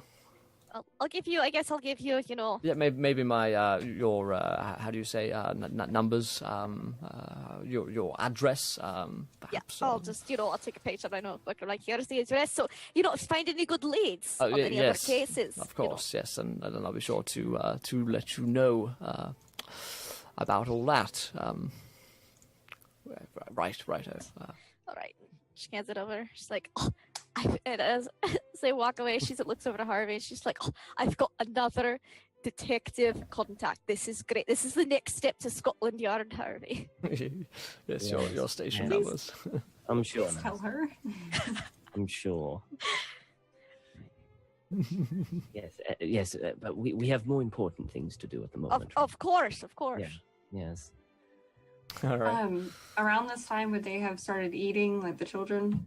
Not people eating the children, but I'm not eating the children yet. Well, I'm Haven't just started eating the children yet. waiting for it to happen, really. the children eating. Yes, the children are eating, and you expect this to take 30 minutes or so. They're kind of playing with their dolls and sitting around, and you're catering to them and the like. Okay, I would like to take this time to sneak away. Okay. To where would you like to sneak? Somebody should come with me, but I am going to the maze. You're going to the maze. I like it. Yeah, go alone. So, What? yeah, no, go. Yeah, you want to go on your own to the maze at night? Sure. We're gonna die. do it. Emily, we're gonna Let's die. do it. let's do that scene. Let's go there. So, Evelyn, you want to kind of slip away from the group? Are you letting anyone else know in the party that you're going? Yes. Pat. Son of a bitch! Pat, you can go. Pick someone else. I was gonna be like, No, I'm not here. I mean, if you don't want to do it, we don't have to do it. But of course Pat wants to do it. I don't want to do it. But okay, let's go, Pat. I'm All right. insane. I'm crazy at this point. So I'm just like, let's get done with this. I want to go home and kill my husband. Let's go. Oh Jesus! Let's God go. I almighty. want to go home and kill my husband. Okay, sure. So, you Well, Pat's just gonna step outside for a smoke then. You're gonna step into the maze for a smoke. Yeah, I'm gonna step outside for a smoke. I'm gonna... You're Good idea. outside. Set the maze on fire. No maze. You can go straight ahead. Yes. That's I right. don't know what happened. My nat one. I tried to light a cigarette and it happened. Oh shit! Yeah, Will, do I have time? What's the while everybody else was talking and stuff? What was the process? Just dipping the bullets into my blood? into the blood, and you need to chant the phrases said on the scrolls. Yeah. Which I should still have. Which I Yes. know, right? I know those. Yeah, I you know got the them, yeah. spell. How long does that take? You know, it'll take a couple minutes. Can I do that? Sure. Can I have like Are you snark- doing that like in the middle, like at the table? Just No, I'll go into the shitter and like. Hey kids, watch this! You want to see a trick? want to see a magic trick?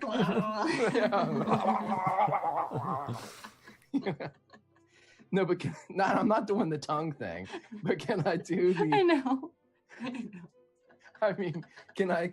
I mean, just sneak away and like put in like 12 shots and. Yeah, you can know? definitely spend a couple minutes doing that. Okay, that's what I'm gonna load up 12 shots into this shit and. Just if that's what it, mumble That's what mumble. it takes. Yeah. All right. So Evelyn, you kind of creep away off into the maze, and Pat, you're going with her. Yes. Okay. Pat's very happy about doing this. Greg is not.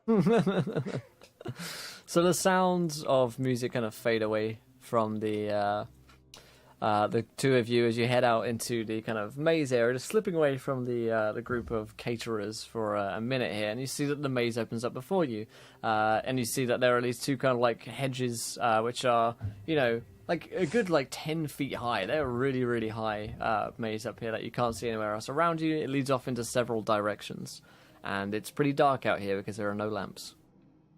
So, when doing mazes, I did read that it is best to follow the right wall. So, Okay, sure. It's always better to follow the right wall than the wrong. Yeah, the one. wrong wall. It's never a good one. that's a tactic. Can I use natural world or navigate to get through this maze? You could definitely use your natural world, yeah. I would also like to use tracking, Will, because if I can track where people have walked before, Good I idea. can see what the. All I right. succeed. Evelyn knows what she's doing. She's sticking to the right hand side and going through. Okay. Oh hell yeah! Oh yeah.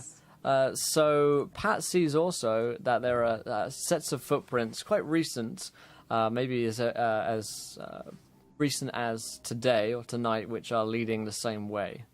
Okay, so we don't have to keep going. We can stop now that we know the correct way to go. We can just outie Totally. and then get them to come with us.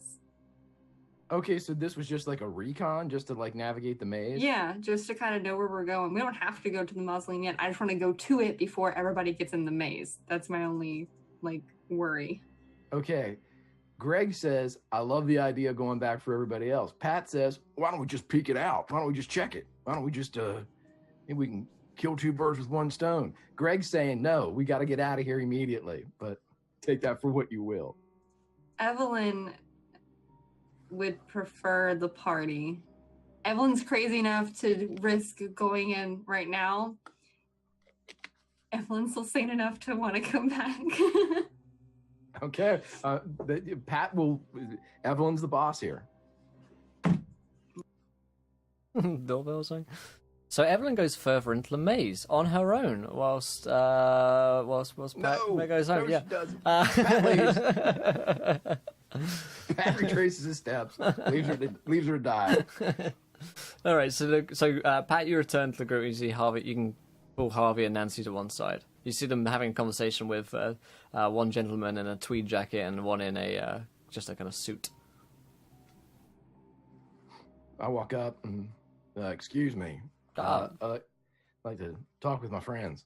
Oh yes, of course. I can't keep you any longer. Please do depart and return if anything if you need anything. Yes. Thank you, gentlemen. But work needs to be done. Of Thank course, you. Yes. We're also doing work. Good. So Pat, you pull off to the side. You see, I've been to 4 weddings and a funeral recently, and it's just a lot on my mind. One of them was in Notting Hill. We found a way through. Excuse me, my God, we found a way through the maze. If you want to come, Did you see anything suspicious in the maze? Yes. we saw some fresh footprints. Oh, did you really?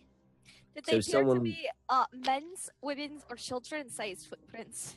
They appeared to be fresh, and it was dark. So don't get specific on me, Nancy. Fine, gotta leave. You're the one. Hang back. So let's go. So wait. So someone has already gone through the maze. Quite recently, yes. I see. Yep. We need to get there before children get to it. I That's wanted to check probably out a the good mausoleum, but idea. However, I am worried about this person that is going to die. It's a possibility all of us are going to die. So. It's very true. It's very true. Okay. Can we at least get a light to go into the maze with? yeah, it's a great idea, Harvey. Can Right, I I'll steal... go to the kitchen and see if I can find a lantern or something like that. You wait here. I won't be long. Yeah. Okay. So you head off to the kitchen, grab a lantern. You see Alberto. He's like, where are you going with that? I mean, where are you going with that? We need more light outside. It's getting awfully dark, and I want to make sure that the guests can, just in case someone needs to wander off or something, we can supply them with a lantern. Mm-hmm. Well, make sure no one wanders off. That's exactly how something bad might happen. Oh, don't worry. Well, I can also use it to find those people that wander off. Very well. Like your party. Like your party? Oh, they've gone and wandered up. Gotta find them. Yeah, I didn't mention Hey, it. I'm the one with the lantern. Yeah, it's so true. I'm good. Wait, you're the one that sees the horrors and dies. Or goes Oh, insane. that's true. That's true. They don't see the horrors coming. Exactly. So they get the... Yeah. I didn't mention this to you, Haley, but Evelyn went off into the maze on her own whilst you were AFK there for a second, so you're probably somewhere in the mausoleum right now. Why did I go off by myself? I'm I kidding. wouldn't do that. I'm kidding. But Evelyn, I wouldn't do that. I'm just trolling you. Evelyn needs a man's presence to want to do anything. No, she doesn't. Jeez, don't sell yourself short there. I mean, come on. This is the 20s. It's the 20s for Do you fuck's not sake. know her relationship? Well, you're evolving. You're Sans wedding ring now. You are taking charge. So that's true. Have we even noticed that? We probably haven't noticed that yet. Probably not. I imagine Pat definitely Nancy. has it. I imagine Nancy might. I mean, Nancy might, but she's probably just assuming that, it's, She hasn't keep called me safe- out on it yet. to keep it safe, because Mm. people are losing body parts here, and she wouldn't want to lose her wedding ring. Okay, so I head back Okay. to the party with the lantern. okay. Well, there's The group, yeah. Let there be light. yes. We might want to do this quickly because Alberto is rather worried about people wandering off, and I think that's exactly what we're doing. All right, well, we'll just tell them we're looking for someone who wandered off. We totally saw them go into the maze. Let's go find them real quick. Let's go. Let's not light the lantern. That we can make it all the way to the mausoleum. Oh, yes. Yeah, let's just make sure that we're dark until we need it. Yes. Yeah. Okay, so you guys are headed to the maze together. All right. So I Evelyn, like the way you said that. you can roll me. Yes, you do. Right, you can roll me. It's just filled with trust and warmth and care. I don't trust you. I've known you long enough to not trust you. Probably was. You can roll me another natural world. Oh, you got a nat one. That's a shame. Oh, you got a nat 1. Yeah, That's a shame. that is a It's a shame. good thing we have a patch that tracks. Boom. Oh, you just. Thank you. I'll Thank you for never using get my this. nat 1 now, though. You're welcome. You're welcome. Oh, I got it. Okay. Yes. So here's the thing. Oh boy. No. Oh boy. Oh, so here's the thing. You thought it. You Pat thought it. explodes. You thought it would be that easy.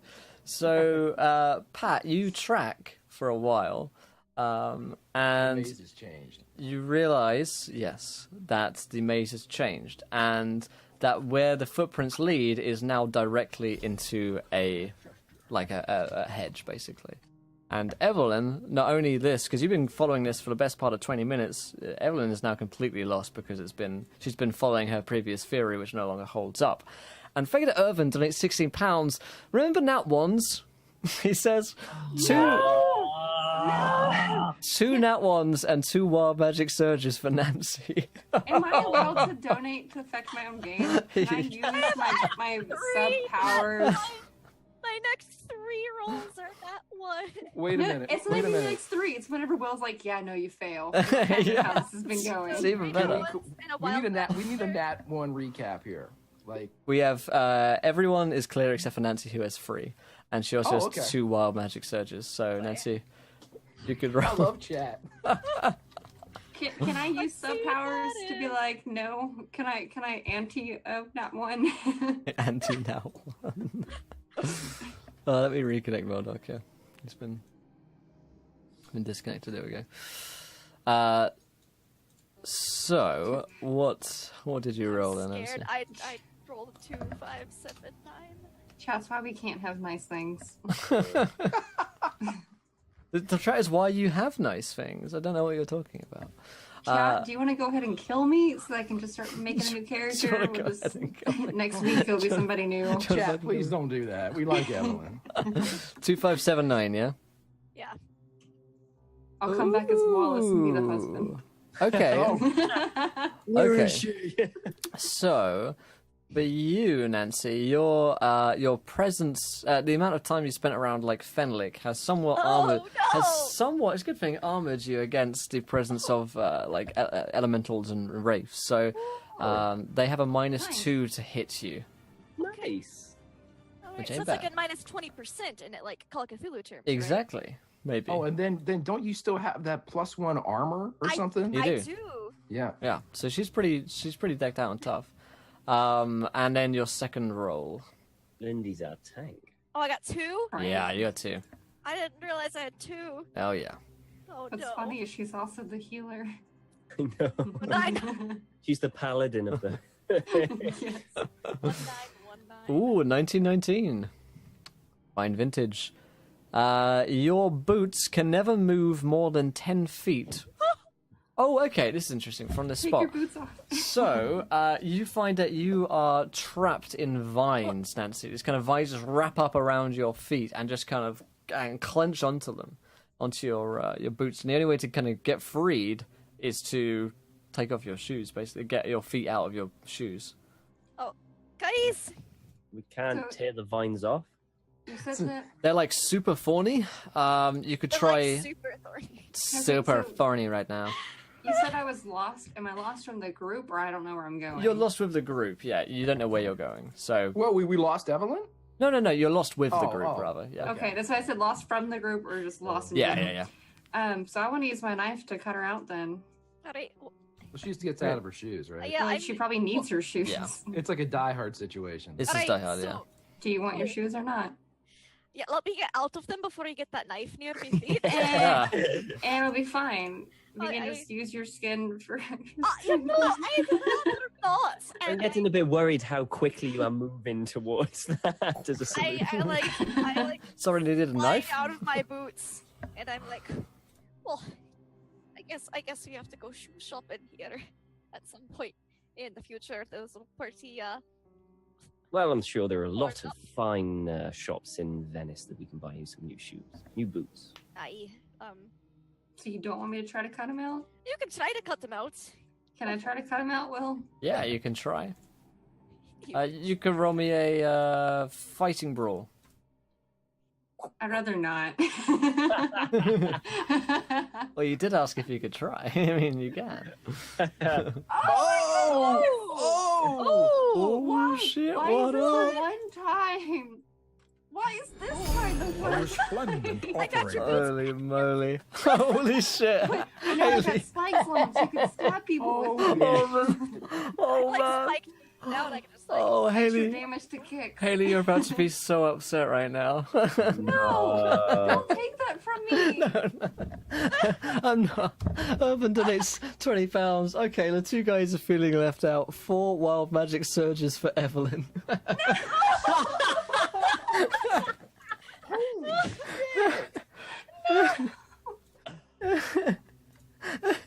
What I hadn't got a single one the entire game, so I wasn't gonna say anything.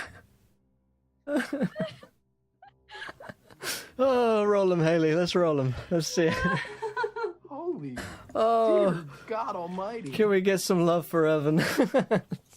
No! No! Oh, that's a high one. That's so good. Oh my gosh, you're really high on that spectrum. That is so good. Oh, no. Okay, so the first roll, Haley. 9258. So it's good. 9258 reads 9258. Okay. I'm gonna cry. Oh my god, this is good. Nearest priest believes that his deity has made him immortal. It's the priest that Pat talked to.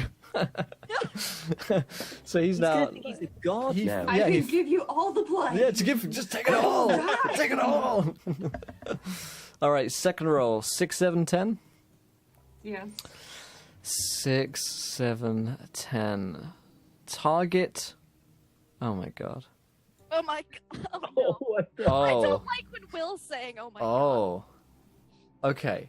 So, Evelyn, No. you. Oh my god, this is so good. You see, as you cut away the thorns from Nancy, that there's something underneath the thorns. There's some. It's almost like a hole has just been kind of like dug up. And as you kind of like pull your hands out from the side, you see that it is a skeleton, most likely female, and it looks. What's like? Does Evelyn have like a pendant or a locket or something which belongs to her?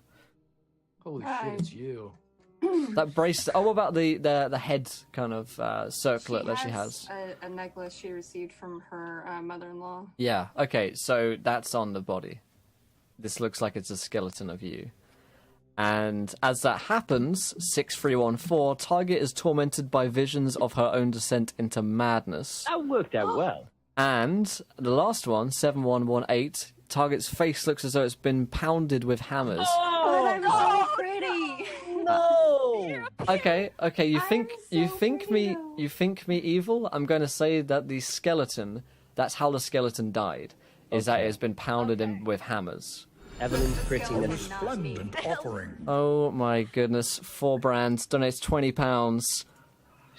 Pat has a second personality named Greg, but also gains 1d6 sanity because of it. Yay! I imagine it like a Dr. Jekyll and Hyde kind of scenario where he's like, you Yes. probably shouldn't do that, It's but already I'm gonna. done. But you shouldn't. It's gonna be like Gollum and Schmeagol. You He lose wants to. you lose 4 sanity as that happens. No, you said I gained He's a 4 gamer. Oh, sanity. you're right, you gain 4 sanity, yes. Don't you do that to me, Will. Oh, oops. You son of a bitch. You'll You lose know, the sanity addition of Greg, later. I believe, would give Pat a little bit more sanity. It's likely, So yeah. You would think. So something in Pat's psyche has kind of broken. At this point, he's seen so much. And that has basically led to him developing almost like a safe space in Pat's own mind where he's not himself. Now, for Evelyn, she's just dug up a corpse. It's of herself, which looks like it's been pounded by hammers, and you are beginning to be tormented by visions. And Evelyn, what you see are visions of you in a dark chamber, dark stone cold chamber, and there are men coming at you with hammers, and they are attacking you and coming straight at your face. And that's what kind of just comes into your mind as soon as you see this body. Should I make a sanity roll after all Yes, this? you can run me a sanity check. Good question. Good question. I'm trying to play Thanks. fair. Thanks for reminding me. I'm sorry. I passed.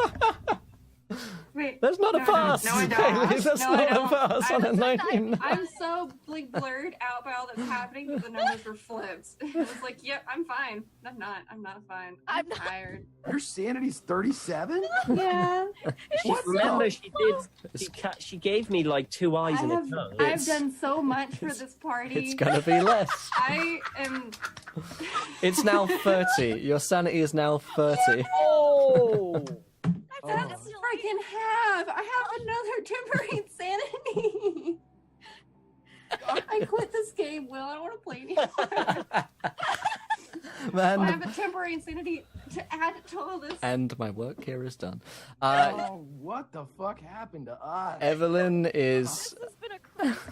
Evelyn We're all is. breaking as players. Yes, players and characters.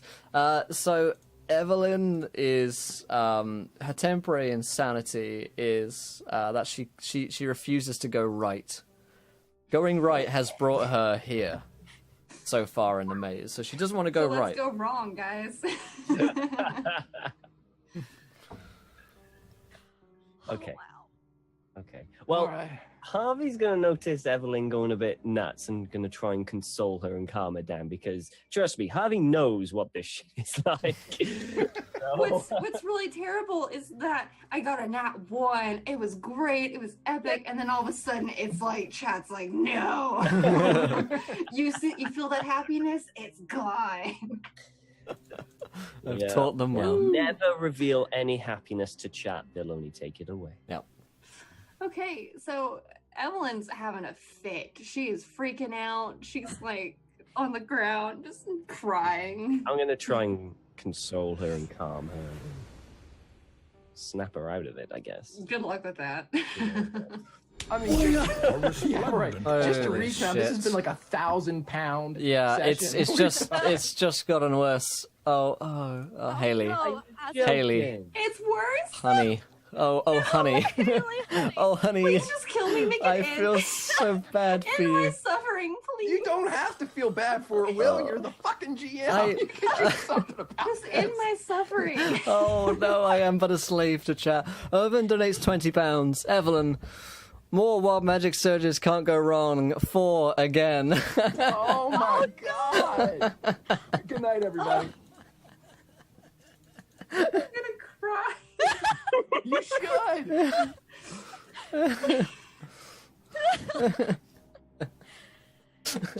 Just weep. There's no other alternative. There's only death. There is only death. Oh, no, God. In the grim darkness of the 41st millennium, 40,000 millennium, there is only death. Oh, Lord. Wow. You can't make it stop. Like a 40K. Yeah. 1158.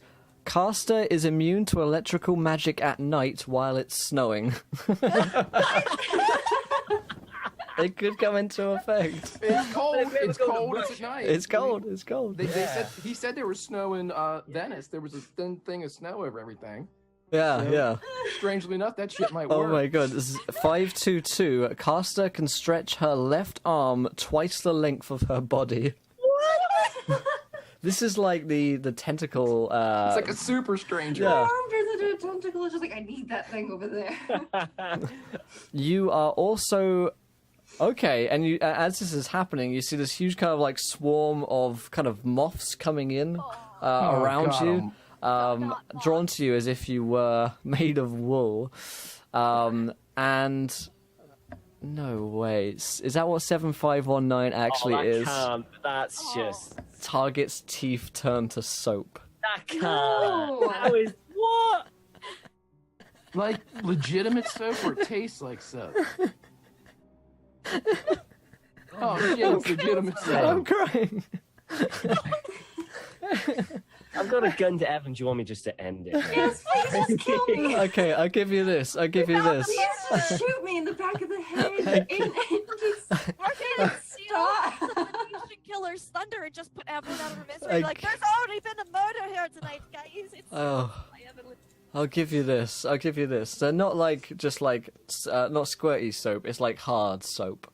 So they're like crystalline soap. Why can't basically, I just have teeth that are as like clean as soap? Or like they are very clean.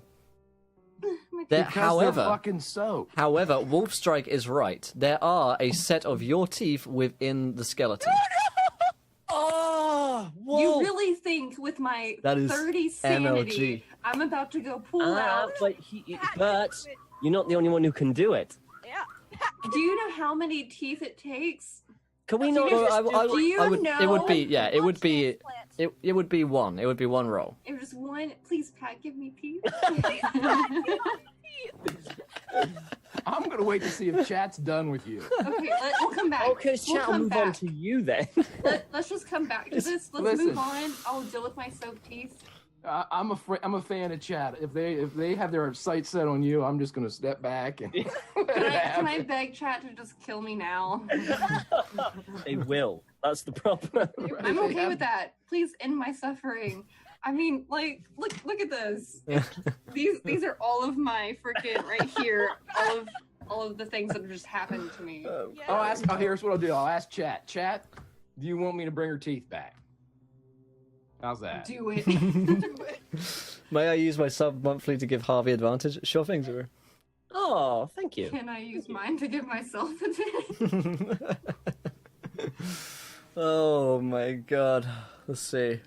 Vote yay, vote yay. How will we kill her? Okay, I don't. Oh, see that. wait. There is one more donation. Irvin donates £3. Nat 20 to whoever gives Evelyn her new teeth. Oh, Ah. I do it. I do it. Dude. I give the teeth. It's only you that can. I can give know. It's myself only teeth. me that can.